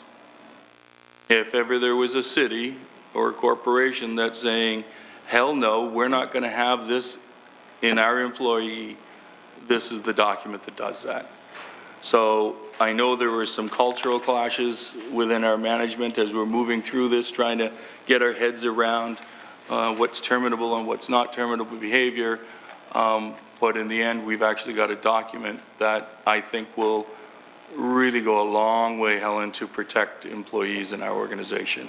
So I want to thank you for those long hours. I want to thank Mr. Murray for his long hours. I'm actually proud of this. I know we did when I did the whistleblower protection, I thought that was a proud day, but this is significant because Mr. Mayor, Mr. Deputy Mayor, I worked in an organization where a guy worked there for 20 years, and when I got there, I didn't understand the strange dynamics, and then I found out shortly that he had been sexually harassing all the women, that he systemically went out and hired European women who barely spoke English so that they were at risk, and then he would harass them. And it was about a year after that that a young lady broke down in my office, and I found out that she'd been assaulted. That afternoon, we fired the man, and we went to court. This is at the Catholic Missions. We lost the first case. We appealed it. We won the second case. He did not get a dime. 20 years on the job. He flushed it all away because he couldn't control himself. Those women lived in fear for 20 years because they didn't know who to go to. So this document will prevent that from happening, and that's a great day. Thank you. Chris and Helen, I'd like you to join the conversation. Perhaps would you share your thoughts, please? Through you, Deputy Chairman, or Deputy Mayor. As you know, for the last several months, we've been talking about our corporate culture and the importance of creating a workplace where people feel engaged and empowered to perform their service and their duties responsibly. And so the senior management team, when this whole matter of our harassment, discrimination, prevention policies came up, realized that this is, I think as Councillor Clark is saying, is an important tool in ensuring that our organization knows that the corporate culture is a very serious thing and that specifically harassment, discrimination is not something we're going to tolerate. I look at it not just from a human rights standpoint, I look at it from a performance standpoint, I look at it from a retention, attraction of skilled employees perspective, that we're clear on what it is that we tolerate and don't tolerate, and that what we're prepared to do in terms of dealing with people who lack the, the common sense to treat others with respect. And so I think that's why we're, happy to sit down with the councillor and go through what his concerns were, and obviously listen to what the mayor and committee had to say on this, and reflect in the writing that you see here, what senior management is thinking in terms of how it is they're going to deal with people that perform or behave badly. So I do think it's another step forward. Certainly the key here is not just the words on the page and how they get communicated to the organization. It is to ensure that, we live by them. And again, I think it's important, not just strictly from a human rights standpoint, although that should be enough for all of us.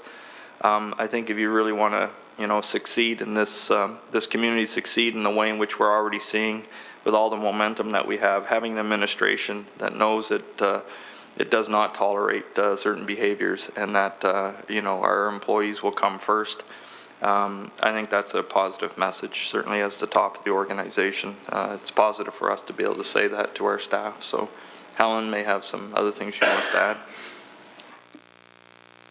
Through you, Mr. Chair. Yes, thank you for your comments, Councillor. I think the policies have been strengthened by the suggestions that have been made by yourself and other members of the committee and council. And I think the other important factor that was raised was how incredibly important it is to have the communication out to all levels of the organization, the training, et cetera. So we've outlined for you in this report what we are doing as soon as council endorses the policy. We have a proactive communication strategy put in place. Management training sessions and employee training sessions have been scheduled throughout the year as well. So I think we have a much stronger policy framework thanks to the support and interaction we've had with you and your colleagues. Thank you. Mr. Mayor? I, through you, want to ask about the relationship with these policy to elected officials, if I could, to the staff. So through you, Mr. Chair, the Integrity Commissioner bylaw deals with the members of council, but members of council have responsibility for staff in the organization, so the staff are included, all staff are included in these policies. There were, through you, 2 occasions when I believe the harassment policy was violated by a member of staff or an elected official. And I know that in one case there was an apology, but in the other case there was no response. So what would we anticipate in terms of conclusions of an investigation like that in terms of a response from any of the involved individuals? If I can, through the chair, just want to make sure I'm clear on what you're saying, Mr. Mayor, and that is there was 2 instances of staff harassing an elected official? Okay. And then you said one, on the first account there was an apology, and on the second account there wasn't an apology. Okay. That would be something that to be honest, I'm not clear as to the second matter, as to what entails exactly, and maybe I am familiar with it. I'm just, right now, I don't recall what it is specifically. So I would be more than pleased to have that conversation with you either through an in-camera, where it involves identify an individual, or offline, however you wish to proceed. But I'd like to know. But I mean, at the end of the day, I think I've been pretty clear in terms of the relationship between elected officials and staff in terms of building a respectful relationship. And I think a lot of our success this term of council has come from that basic principle that we need to work together and we need to respect each other's roles. So any deviation from that, obviously, it will be a concern.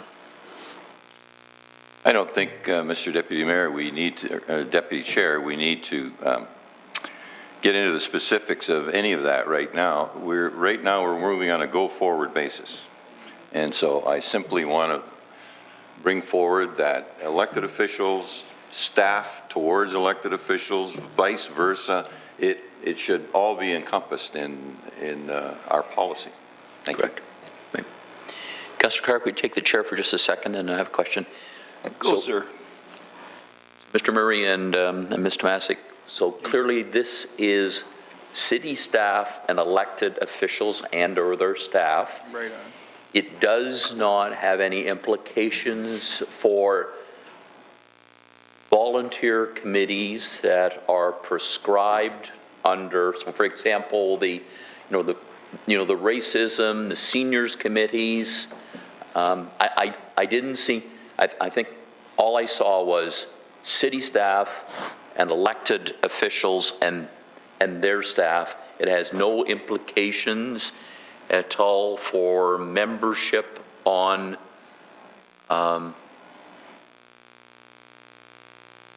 committees that are associated committees of the city? Mr. Chair, in the scope, we have included consultants, volunteers, students, and interns. So this is an all-encompassing policy. Thank you. Could you reference the page Yes, for me, Helen? yes, it's on page 2. I'm just looking at the personal harassment prevention policy. It's on page 2, and it would be within the scope of the other harassment policy as well. Is it page 2? Sorry, page 2 of one of the appendices? No, it's page 2 in the actual policy statement of both.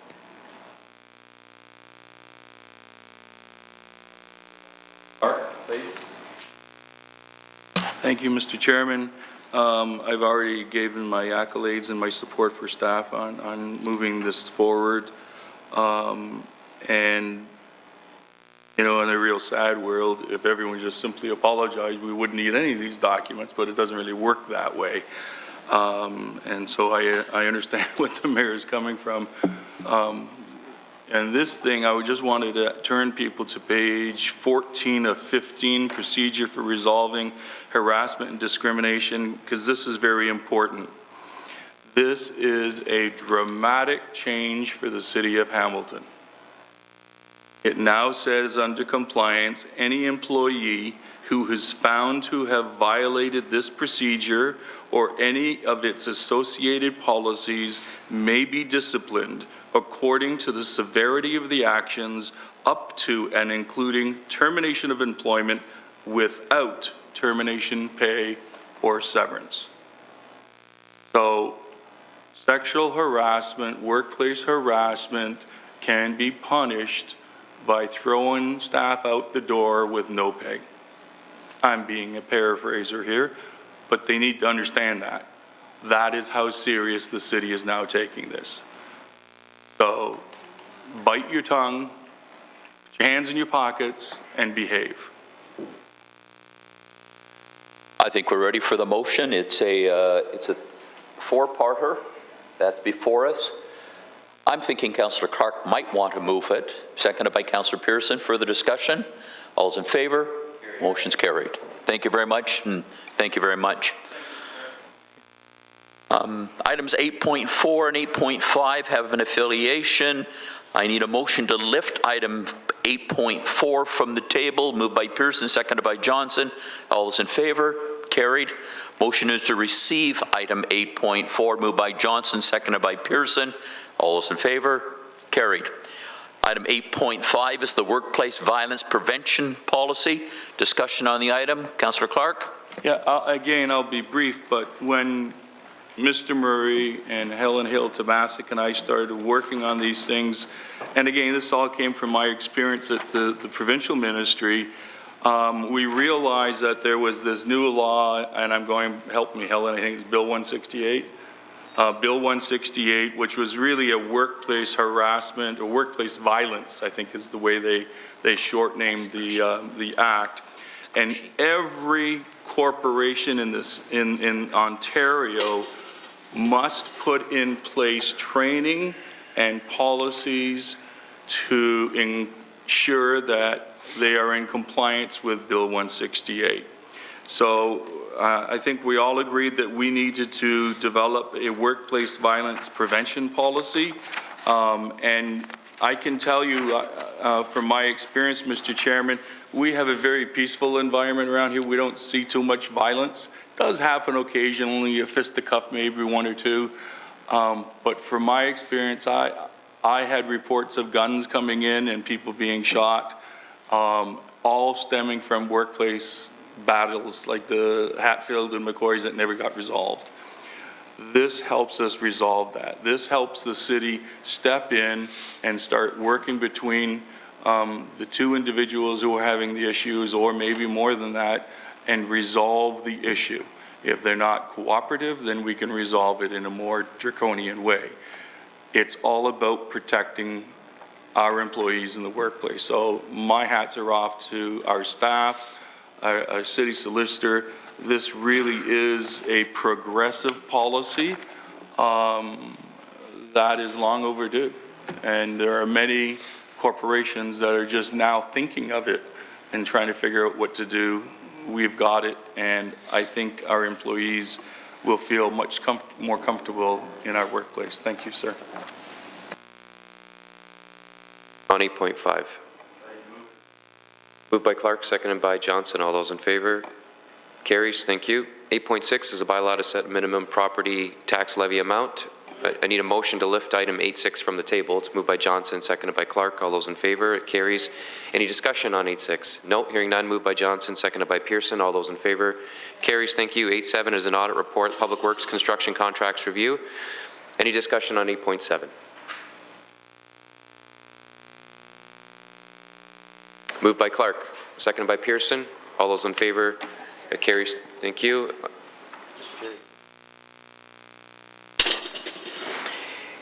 Eight 8.8 is the audit report on Public Works Food Services Golf Courses.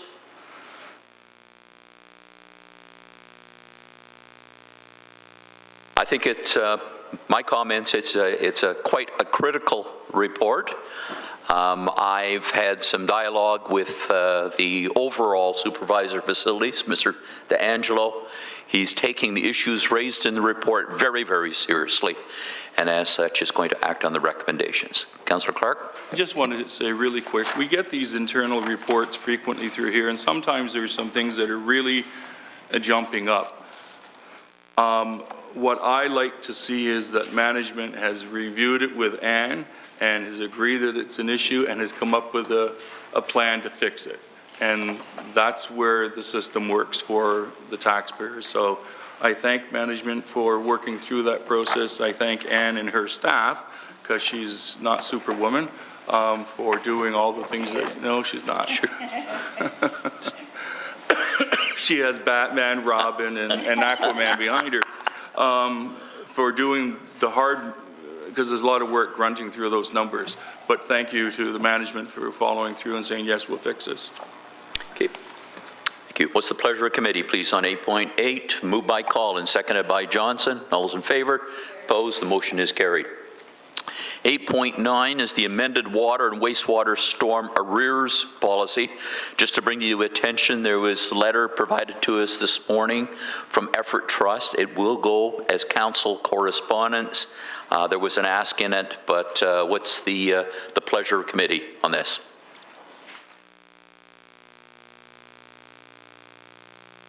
The request was that they would ask an opportunity in order to outline their differing opinion with regards to it. Okay. So the motion is, sorry, Councillor Clark, before we go to the tabling motion.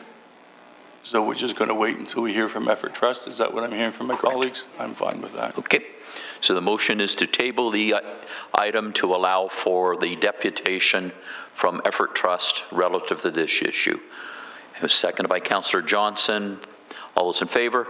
Opposed? The motion is carried. Item 8.10 is the 2014 property liability insurance renewal. Moved by Clark, seconded by Pearson. Discussion on the item? All those in favor? Opposed? Motion's carried. Item 8.11 is the grant subcommittee report. Councillor Johnson. Thank you, Deputy Mayor, and my apologies for not making it to this meeting. It was on Thursday. And there's one item on here I just wanted to ask, just for clarity and for the people at home. One of the outstanding business lists that was removed was item A, and that was about respecting the potential addition of an environmental category to the Community Partnerships Program. We have lots of people here that were at that meeting. Could you explain why that was removed? As you're aware, was in December, a presentation came before us with regards to the arts and arts funding scenario. Mm-hmm. The decision was at that particular time, and I responded to Mr. McLean on his request. I can send you that, is what the decision was that there was a number of parallel processes going on at the same time. As you were aware, we had initiated the CPP review. We have the boards and agencies, we had the arts community. So what happened at this particular meeting, Mr. Hertel was appointed by Mr. Murray in order to oversee all all these streams, if you want to call it. And the discussion that we had at the Grants Committee was, rather than us being the Grants Committee, do the CPP, and Anna Bradford and Culture do theirs, and the boards and agencies, the marquees events, was a suggestion was that they all fall under the purview of Mr. Hertel's review. And this motion of removing Mr. McLean's request for environmental, that will form part of the review process. We'll be looking at everything. We'll be looking at the social services streams. We'll be looking at environmental. We're looking at arts and culture. We'll be looking at special events. We'll be looking at marquee events. All those things will be dealt with in the suggested course of action.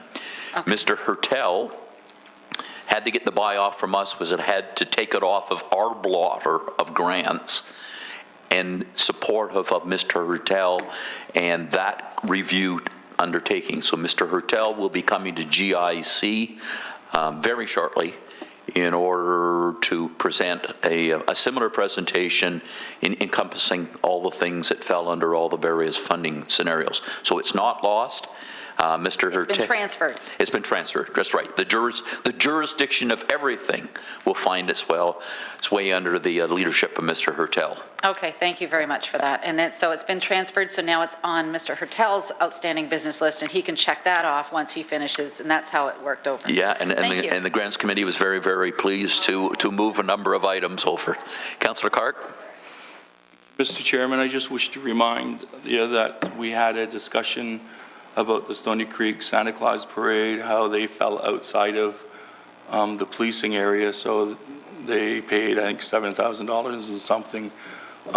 We have to follow up with that and make sure that we are equitable. Indeed we are, Councillor. There was an issue that came in from the police report on a number of items. One of them we had specifically asked for was the Santa Claus Parade. It wasn't included in the report. So in my discussion with staff, I asked that it not be dealt with at our meeting to allow those items to be considered and be brought back. And very clearly, your item that you and I had conversations with, and that will form part of very soon discussions. I knew you didn't forget, but I wanted it on the public record. Thank you. Just back. He's just back from the Cajun event. Could I have a motion, please, on the grants report? Moved by Councillor. Oh, none of you on the grants committee in that. Oh, you are, but okay. Moved by Councillor Johnson, seconded by Councillor Pearson.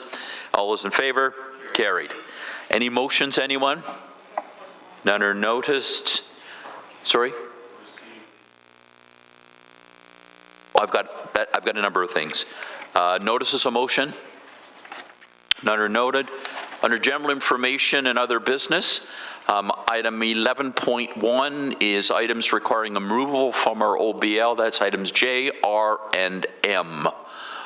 Moved by Pearson, seconded by Clark. All those in favor? Carried. Item 11.2 is items requiring approval of a proposed new date. Moved by Johnson, seconded by Pearson. All those in favor? Carried. Item 11.3 is the designation from the LGBTQ Advisory Committee. Moved by Clark, seconded by Collins. All those in favor? Carried. The last item is Mr. Coleman made a number of requests. What's the pleasure of the committee? Motion was to receive his presentation at the time.